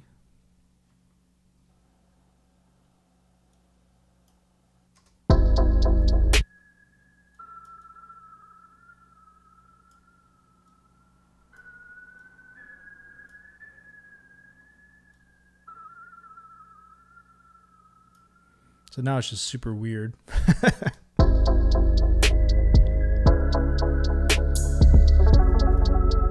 Gotta be careful with this. It's kind of like, I don't know if anyone's heard that song Kill Bill by SZA, but this is also kind of like high stuff with like just kind of whining in the background, basically. Like some people might find it super annoying. I don't know. And then we talked about like lead elements, which could be like super sparse and kind of like vocalization type sounds. So let's use a preset. Let's be faster with this one. We used Anna today. Anna's great. We could use Anna again. And then we'll go to the presets just to kind of show like you can kind of do it with literally anything. That sounds crazy, and that's why I like it. I feel like sometimes I'll pick a sound, especially when we're streaming, just to like show that like there is anything you want to do with sound design, you can do. You know, these are all just tools. Like you can just make what you want it to be. It really doesn't matter. It's a little bit.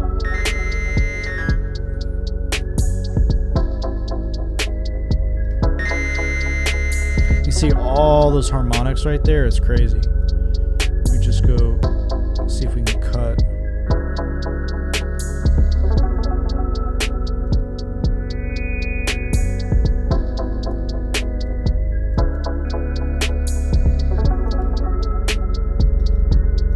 I like that. It's quiet. We'll get there.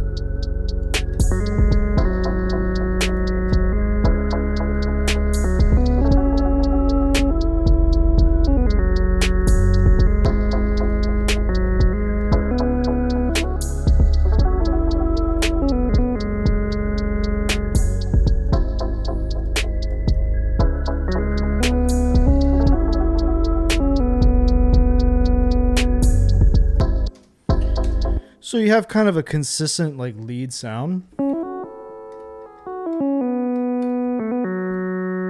It's kind of weird, which is kind of what I'm trying to do. Just kind of like find something that just sounds different, you know. I've got a ton of latency right now on the keyboard, so let's just try and get something down. See what we got.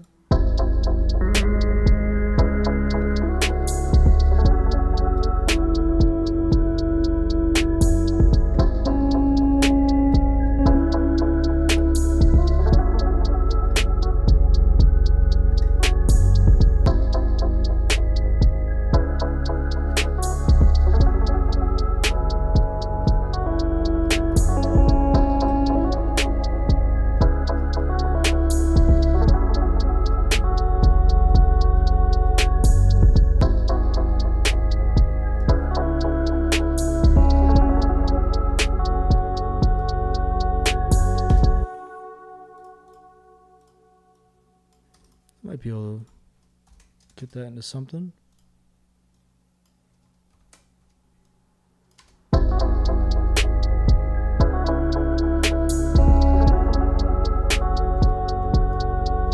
you can hear all the latency going on there.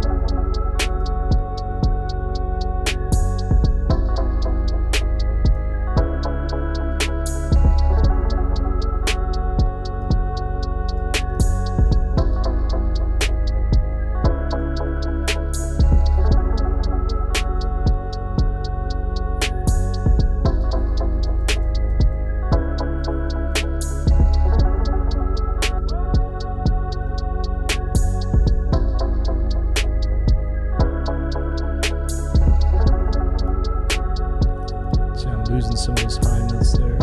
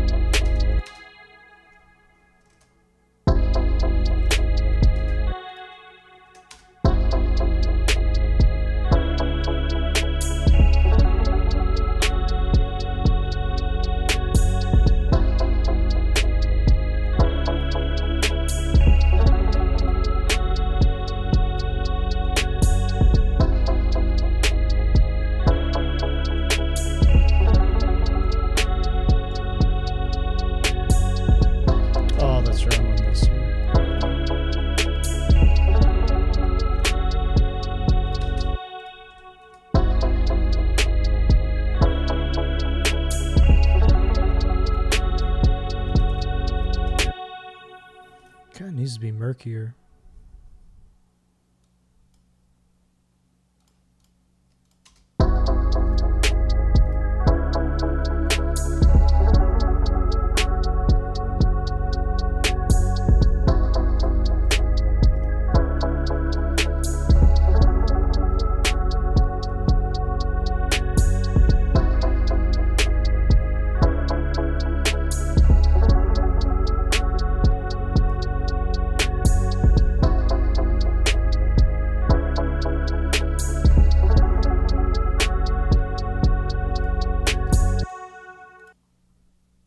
So it's kind of a counter melody element. It's like something that you can kind of add in, especially when you're mixing it too and you have the vocals. Like the singer sings something and then you can automate the volume so that that lick kind of is more prominent in the mix once the singer lets off their line. So you can kind of like have it come in and out a little bit. It's not there the whole time, but just working in some kind of counter melody. But these two elements are not going to be replacing the singer. They're there to sort of back up the singer and be the counter element. So that's what we mean by counter melody.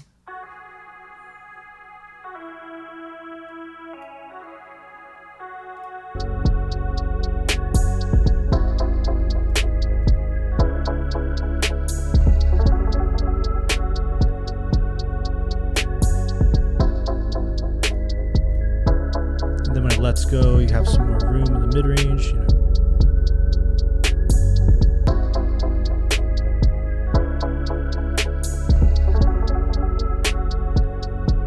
So we kind of went through like a fair amount of things. I don't know if I could like put it into a list. What did we do? So we did alter dominant chords, 2-5, like everyone starts with a 2-5-1, but we did like 4-5-1. I think we did like a 2, or I think this is like 2. No, this is 5-4-2. This progression. So like you can mess around using the alter dominant chord in the progressions. We also did drums, parallel effects with drums, snare rolls, hi-hat effects. Making sparser beats, leaving a lot of room for the vocals, arranging the beat, adding counter elements, getting really spacey sounds for the bridges. All that's like super fun stuff. So yeah, there's just so much fun. And I'm kind of going crazy with sound design on purpose because just to show that like just experimenting in this genre is actually like one of the best things you can do. Whatever you have in your computer, whatever you have in your DAW, grab stuff, play around with it, try to make something that's like just different. And if you're starting with presets on literally any synth, they're probably going to be too bright, right? They're probably going to be they're going to sound too much like they're from a software synthesizer. So you kind of have to mess with them. Even if you go and get like a fancy preset pack, most of these VSTs don't have a crazy amount of control in the effects section. It's usually a thing that most synthesizers decidedly lack. They have it. I mean, if I pull up Anna, it has the effects, but just to be candid with you, like if I pull up Anna or Omnisphere, like it has tons of effects, and I will go into here and try to dial in. It's got a nice reverb. It's not like they sound bad, but like a lot of times I put the effects after the synth. Sometimes I'll do a chain of effects, and then I'll like get bored, go into the synth and just hit that button and go to a different preset just to see what that preset sounds like with my effects chain. I might even save an effects chain. I did one for like guitar, and it might crash my computer, but who cares? This one here. And it's like, it's a lot of effects. It's a lot of plugins. But it just sounds cool, So I don't know. Make it real quiet.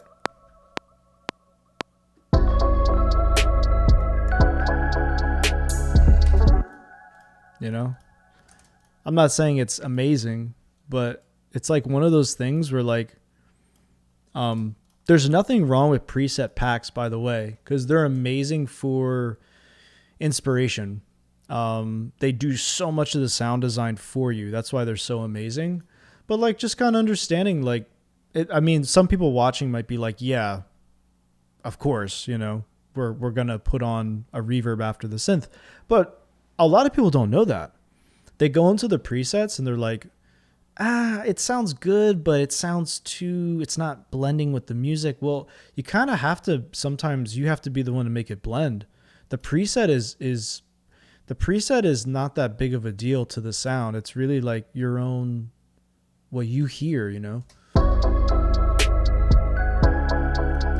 Like I like that. I would even just take these notes, maybe take this note out. I don't think it's necessary.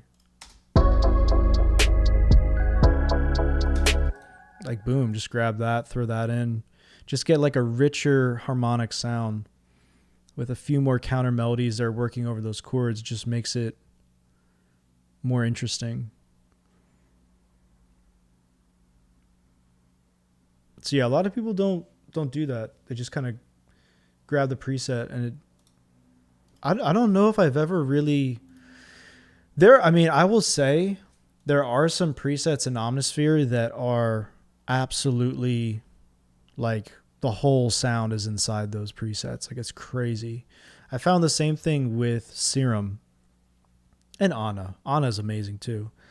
They all have those presets where like you might start with the preset and it inspires you to make the track straight from that, because it has the effects are dialed in the sweet spot, and it's like, it's awesome. Right. So it's up to you, but I think this is one thing I've pointed out to a lot of students I've had, and it's usually overlooked, to be honest.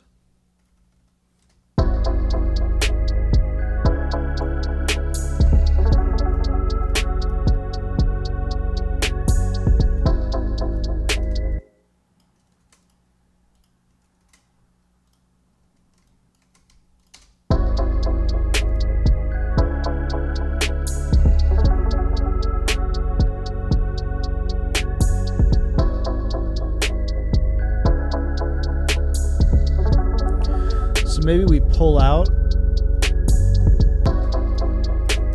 bring the bass in with just our counter elements, just to see how it sounds,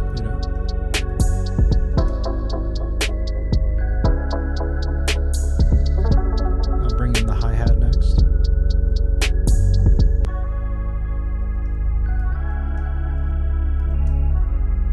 Something clicked because we had the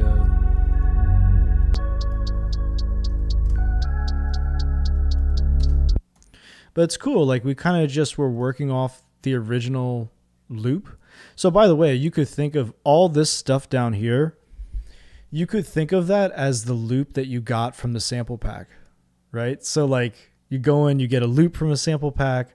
This is all the counter stuff that I pulled in, and then I'm arranging it. So it allows me to kind of like go further with it. And oftentimes I think that's kind of the secret with a lot of these like sample packs, is that they get you started, and then really the secret is to be able to take the idea and just make it, bloom even further.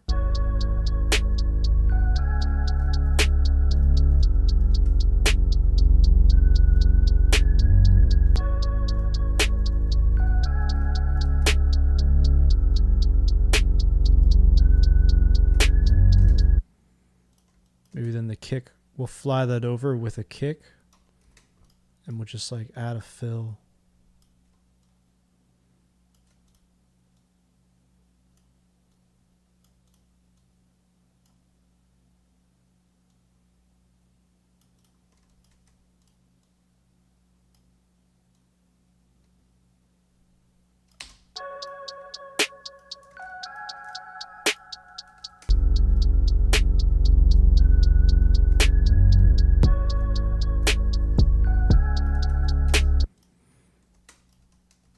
I feel like it could be like a triplet fill.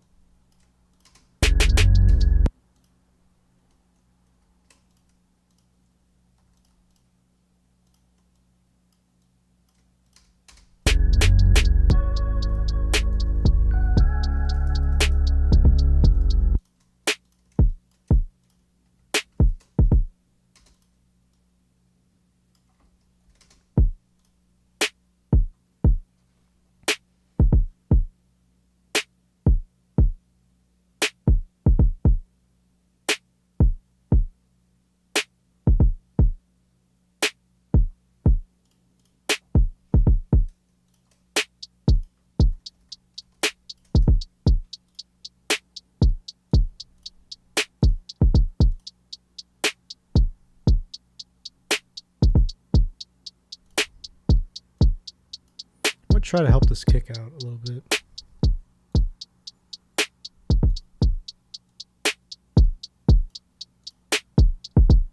That's going to give it a little bit of heat.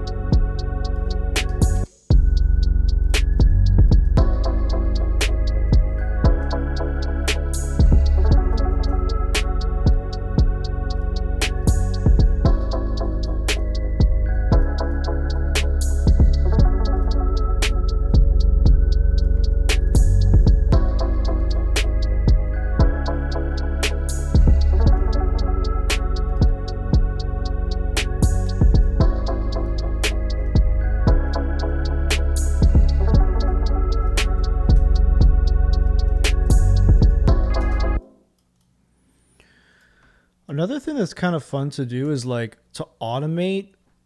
Like I created that that counter melody element a few minutes ago, and maybe it does come back in when we bring in the main hook again with all the drums and like everything. But something kind of fun is like you can then run in and like automate things out later on to just add variety to the same element. So again, it's like another arranging tip, but like FL Studio has Gross Beat, which is amazing for this. Isotope has Break Tweeter. There's like a ton of them that do this kind of stuff. This is like one of my favorite moves, and like one of the funnest ones to do is just automate out a tape stop effect. I actually made a video on this, which is really fun. It's a cool thing to automate because it's sort of like a, when the pitch kind of decreases when a tape slowly comes to a stop. It's like that boom kind of sound. And so that's kind of like what we're going through. I'm just going to turn this on, turn the filter and all the modulation and the noise and everything off basically. So all I'm really using this for, just trying to have it be like straight bypass. Then I can actually just automate the tape stop effect. So In Ableton, we just go to this screen, and then if I click on this, it's going to go to tape stop on here, and right now it's stopped. So I'm going to go ahead and turn it on. I think that's what it is. Yep. And then maybe like somewhere towards the end of the 4 bars, it's going to like hit it. Let's see if this works. So it did some wacky stuff there. Not sure about that. Let's see how this goes.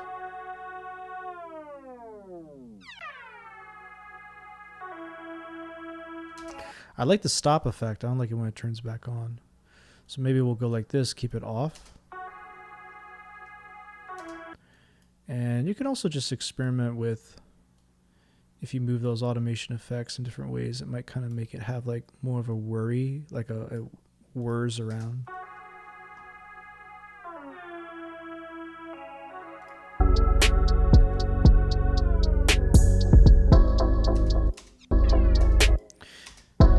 Yeah, I don't like it when it turns back on. And we don't need this part either. So right there, and then I can just freeze and flatten that in. So now I have like a stop effect on that loop, and I might even keep it for earlier in the song too, because it just sounds cooler that way. So it's right there. Turn off automation, duplicate it back. Just make sure we don't have any weird crossfade issues. So it's going to kind of be like boom, boom, then it comes back in. Which is kind of a cool effect. I think it kind of adds something a little bit. Whereas in the beginning, it's going to be more static. But you might like that too, you know? That's the tape stop effect. That's a great one. I think in FL, you can do it with certain things. There's like a vinyl record player in FL Studio that does it, I think. You can automate that. There might be an Ableton module that does it. And there's also free plugins through like Plugin Alliance that you can get. They're just tapes, and they have a stop button, so you can just automate that effect. It's really cool. But that's that sound. That's how they get that sound.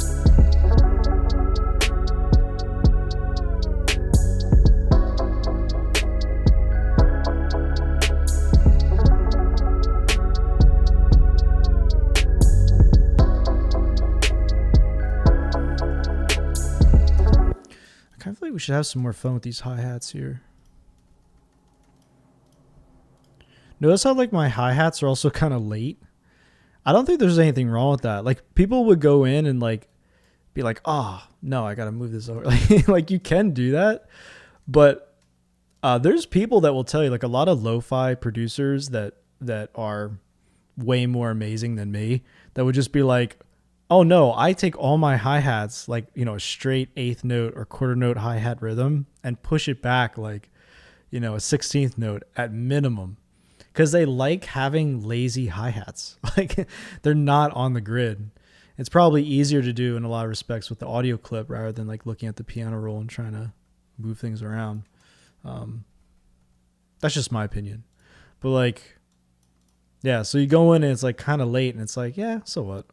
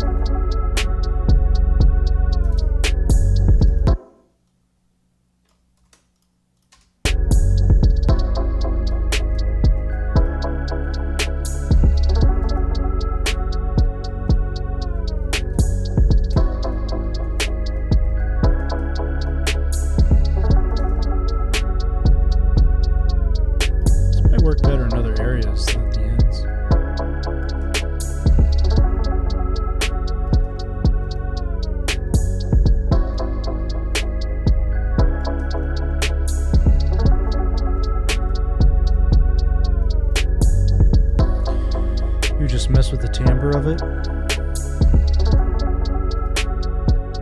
Do something weird.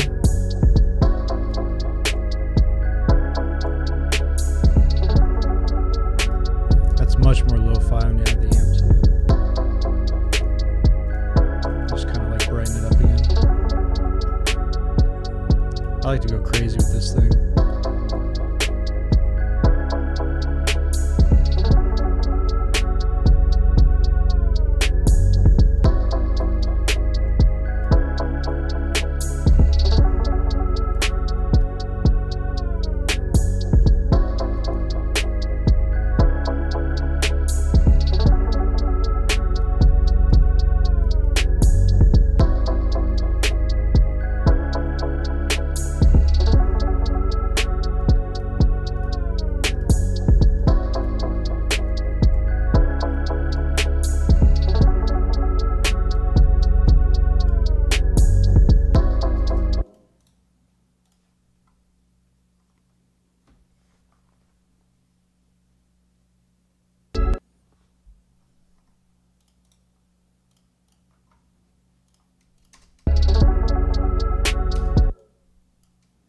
Oh, we got a bug.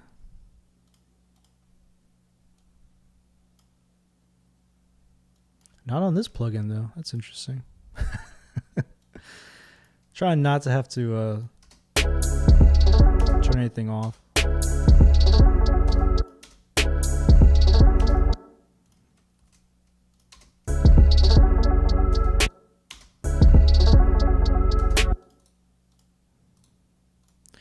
So you notice I'm kind of like jacking up the timbre of this. I'm like making it just kind of different. I don't know, I'm just kind of trying to find something.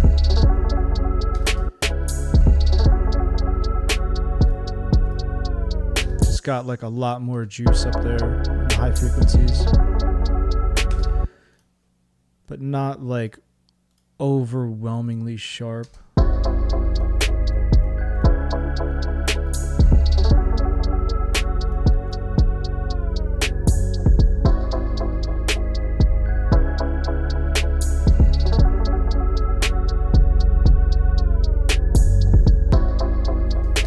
Another thing you can kind of do with drums that's cool is like if you do have a little more movement or syncopation in the kick snare relationship, like in that last bar, adding like a really, really quick reverse right up to the kick, because it kind of like adds momentum to the kick. That's like another really cool detail you can have fun with. So go in.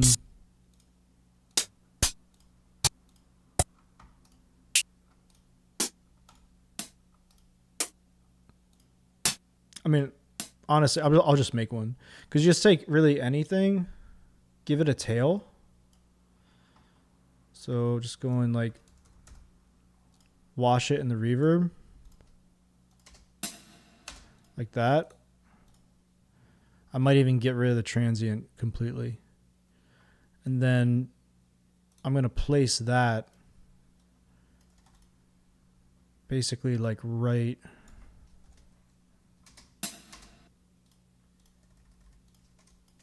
I'm just going to get rid of the transient. I really just want the decay. Maybe make it a little bit hotter.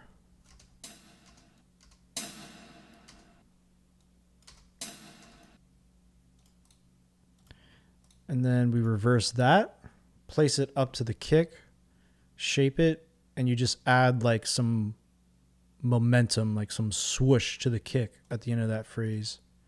And you could do this for really all your kicks too. You could do it for snares too, but I feel like when they do it with snares, it's more of like a thwack, which is like really popular in dubstep snares, but like this is kind of fun. So you kind of go in, if I know what my kick is. Slip mode.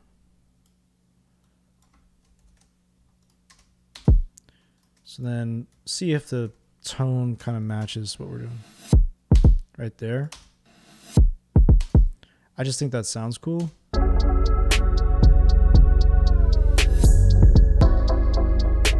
So it's like the reverse doesn't happen necessarily on just the end of the bar, or just the happens like on an element that you feel could use emphasis.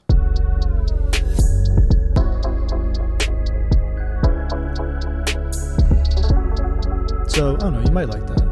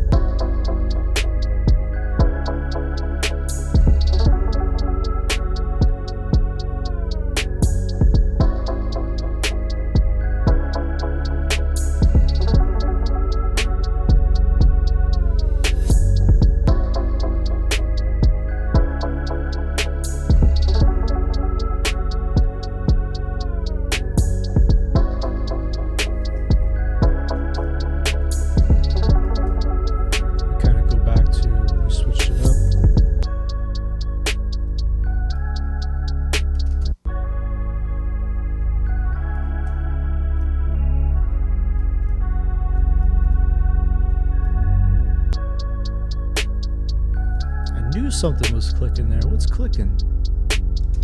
Something's clicking on us. Not that. It's probably the bass. I think it's in the bass. Yeah, it's just because it's... I'm going to flatten that again. So don't worry about that click.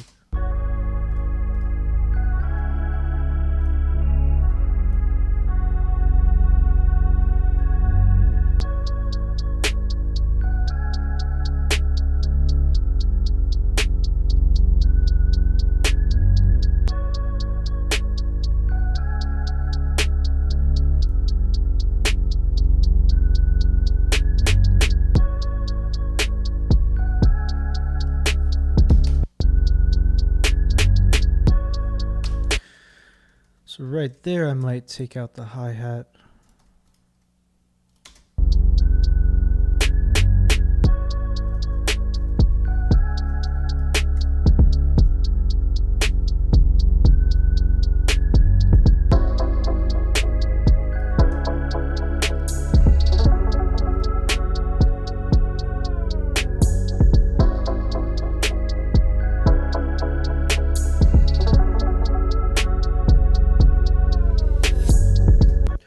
And there's a lot of things too that with R&B, which is really cool. And I think it's the combination of the fact that, like, we've obviously talked about the chords today, which are related to jazz, like alter dominant chords you'll learn about if you do like a jazz theory class or something. It's huge in that genre. It carries over the R&B and pop.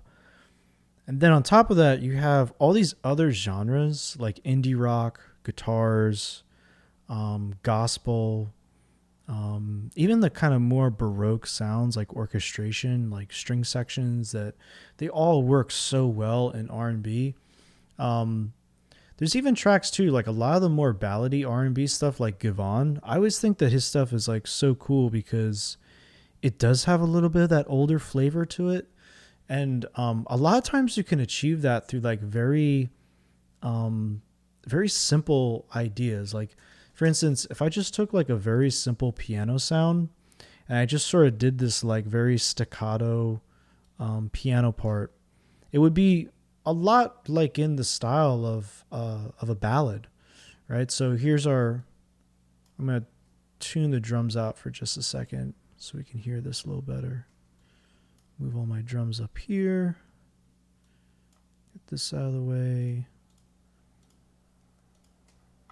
And keep everything except the bass, really.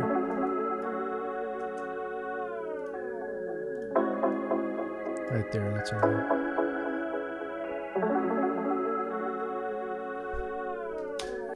Right, so I could just take like an A flat or G sharp augmented chord. Right, and I think it drops down to C sharp minor, F sharp minor, right? So maybe I'll do some voice leading on that. So I'll go here.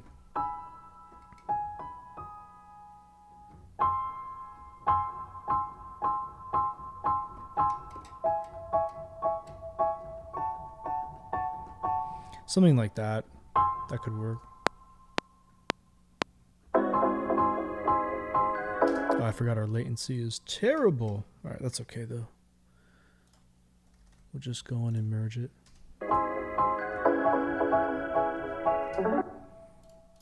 Just fix it by hand. It's not a big deal.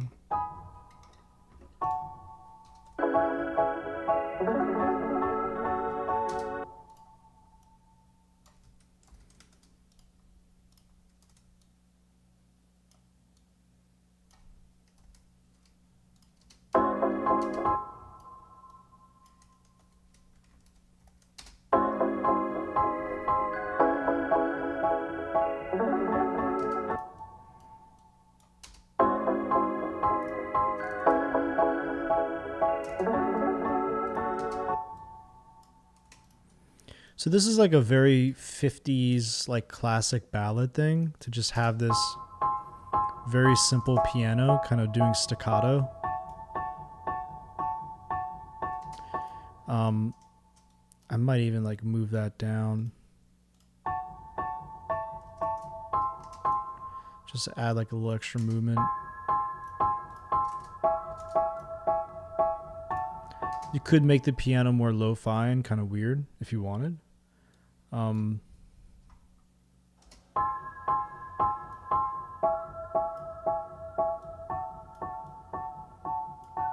it a little bit, you know.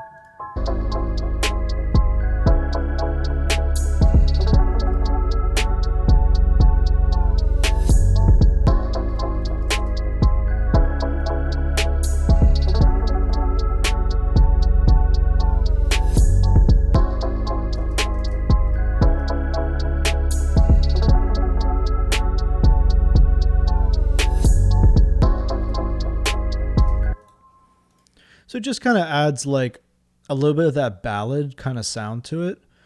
It's a really fun little kind of counter element to do because it's very short and percussive. So like later in the song, if you're just trying to add like a little more interest, I feel like that really helps a lot. There's also another move I really like. Here, I'll just flatten this, which is sort of like the like arpeggiation effect. And you could do it like two different ways. You could do a really constant one. They use a term in music called ostinato, and it's like, you know, super constant. I could just take another piano. Might as well just do it with a piano. It doesn't matter. And you use the Midi effect in Ableton to do it, which is pretty cool. If I go here to arpeggiator, and I might just take like the root chord of the song. So it could be E flat major 7, E flat major 6, E flat major, E major 9, not E flat, sorry. Something like that. And I like to do them in 16ths, especially on a lower tempo like this, because it's sort of this like rapid fire effect that you mix underneath. So I'll just play it. But this can be like kind of seen as like a little bit incessant, I guess you call it. Like you're trying to do something that's super repetitive without being annoying, basically. That's kind of like the goal that we have. Should go like this. Might even like it at 32. That's just kind of like annoying. So you get the idea.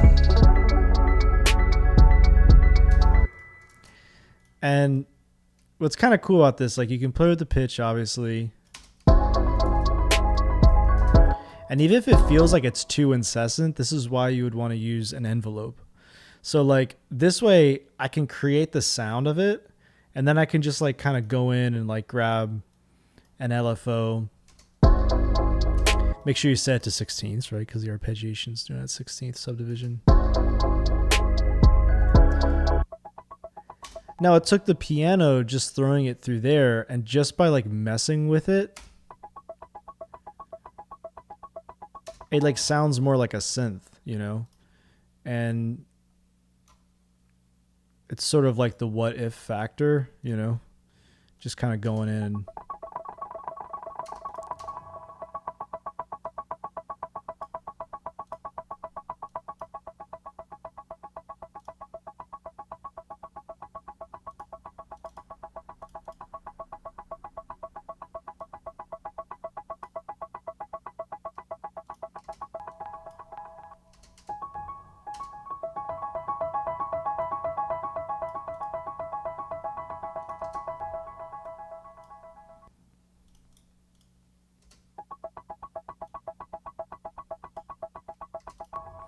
So it's just kind of cool.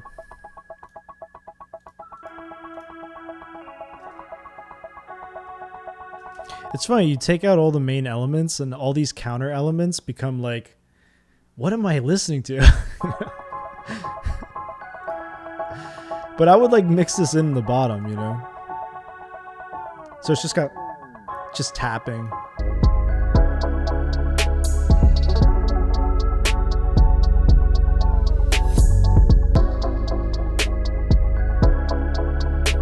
It doesn't really need the staccato piano behind it. You know, they kind of fight with each other because they're doing similar things.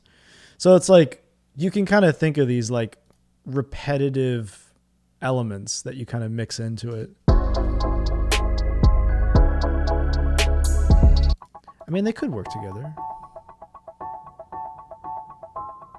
I think they're just fighting for the mid-range a little too much. This is a bunch of junk we don't need.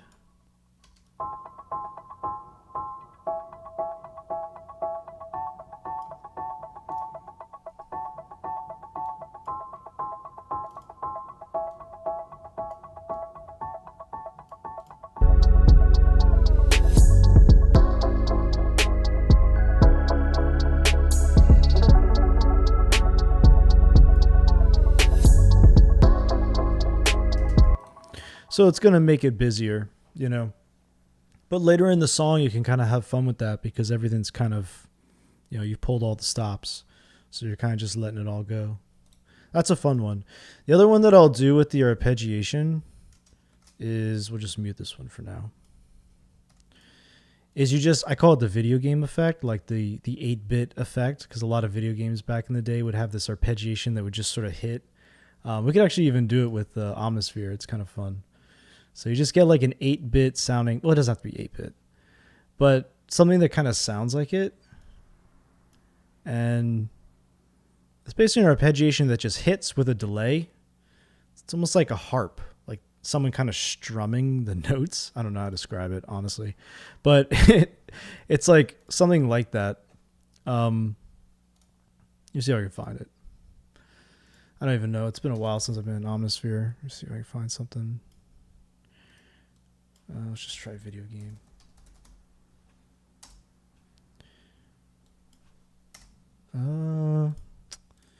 Might be in retro. Just kind of looking for something. Oh, here's Chip Arcade. Oh, that's the sound. So there you go. I could be really lazy and just. That's the sound that I think of, basically. It's kind of corny, honestly. That's like a really weird diminished chord or something. I don't even know.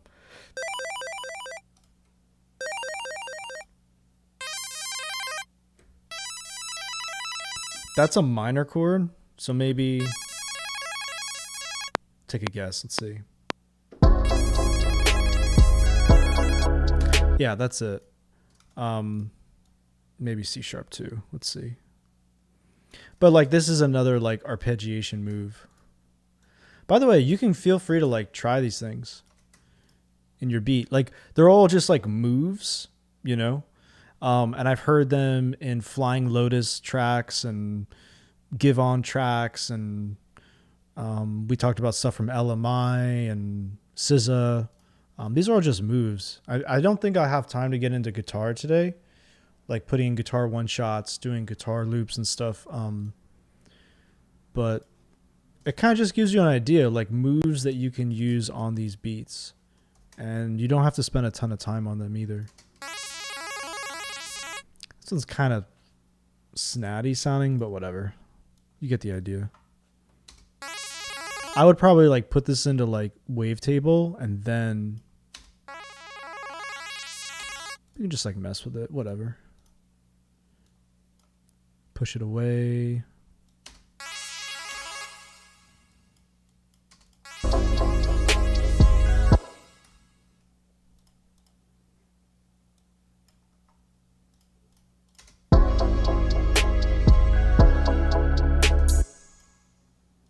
And this is playing a sample. So with Omnisphere, what I would do is I would go in and turn off the sustain. We talked about this with polysynth sounds. You could even right click and just go default ADSR if you're an Omnisphere user. And then you adjust the decay to what you want to do. And like, okay, that sounds pretty cool. Now what I might do is design the time-based effects around it. So I go in, parallel, reverb's parallel. I'm keeping the dry, I might mute it, but one of them's gonna have some echo on it. Maybe something like super spacey, full mix, and adjust it with the faders.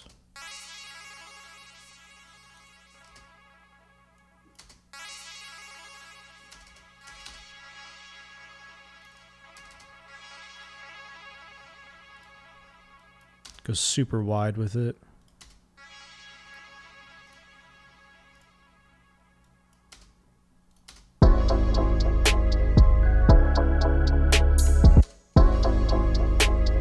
I don't even like the sample, to be honest. I was looking for a one shot. That was the whole point of this, but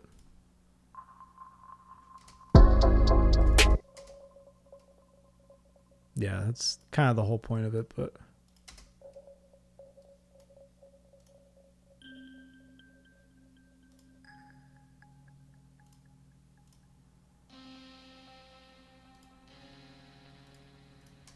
this might work.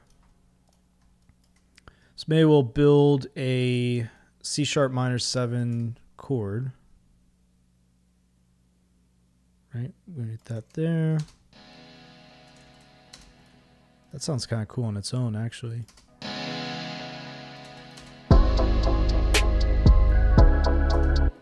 That's almost like a cool synth hit.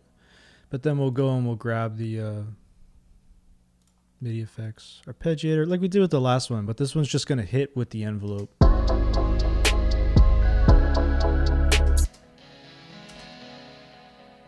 Go 16th. So like that. And just to be fast, I'll just put the envelope after, set it to a measure.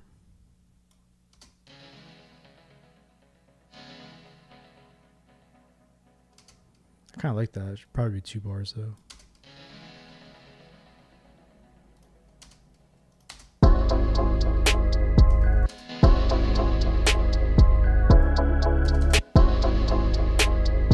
This one kind of went all over the place. I think it's because I'm not finding the sample that I want. It could be that one. We just have to, let's see. It sounded cool as a pad, but I think I have to move it up. Sounds weird up there. Wow. That's closer to what I was thinking.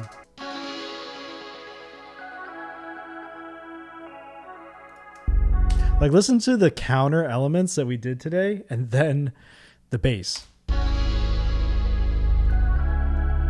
Like, just whole different vibe. Like, again, if this was your loop that you pulled from the sample pack, this section right here, this is like where you're trying to go to fill it out and make it a full track, right? Because then you have options, like how you shift the perception of that, those chords, that harmonic idea.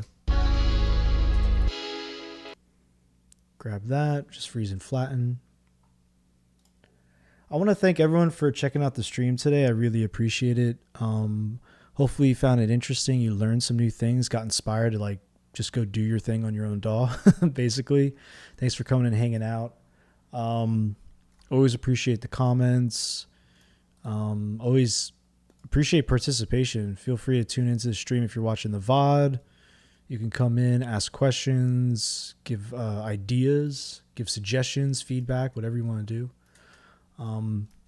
But yeah, like I said before in the beginning, like R&B is not a very popular search term in general. Most people don't search for like R&B tutorials. They like lo-fi hip hop tutorials, but a lot of people don't realize that lo-fi hip hop is kind of categorized in R&B for most music libraries and music publishers. So if you're into music production, you're trying to get your tracks placed in sync, or sending them to labels, or sending them to Chilled Cow or stuff like that. Like, you can learn a lot from R&B. So, and a lot of the sound design techniques are basically the same. A lot of experimenting and stuff like that.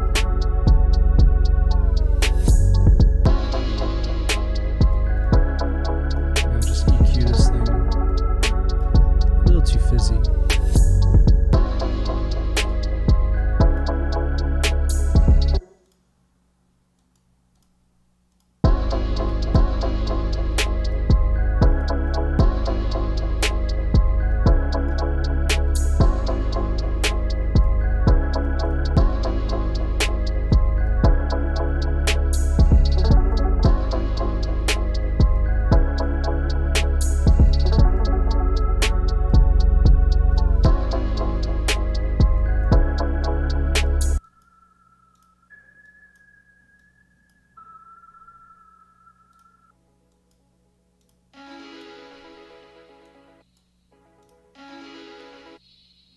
So you can hear all that fizz up there.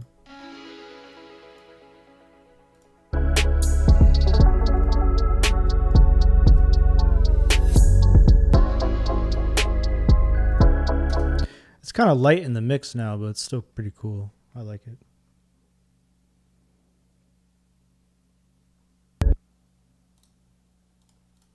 All right, let's just play back, see what we got.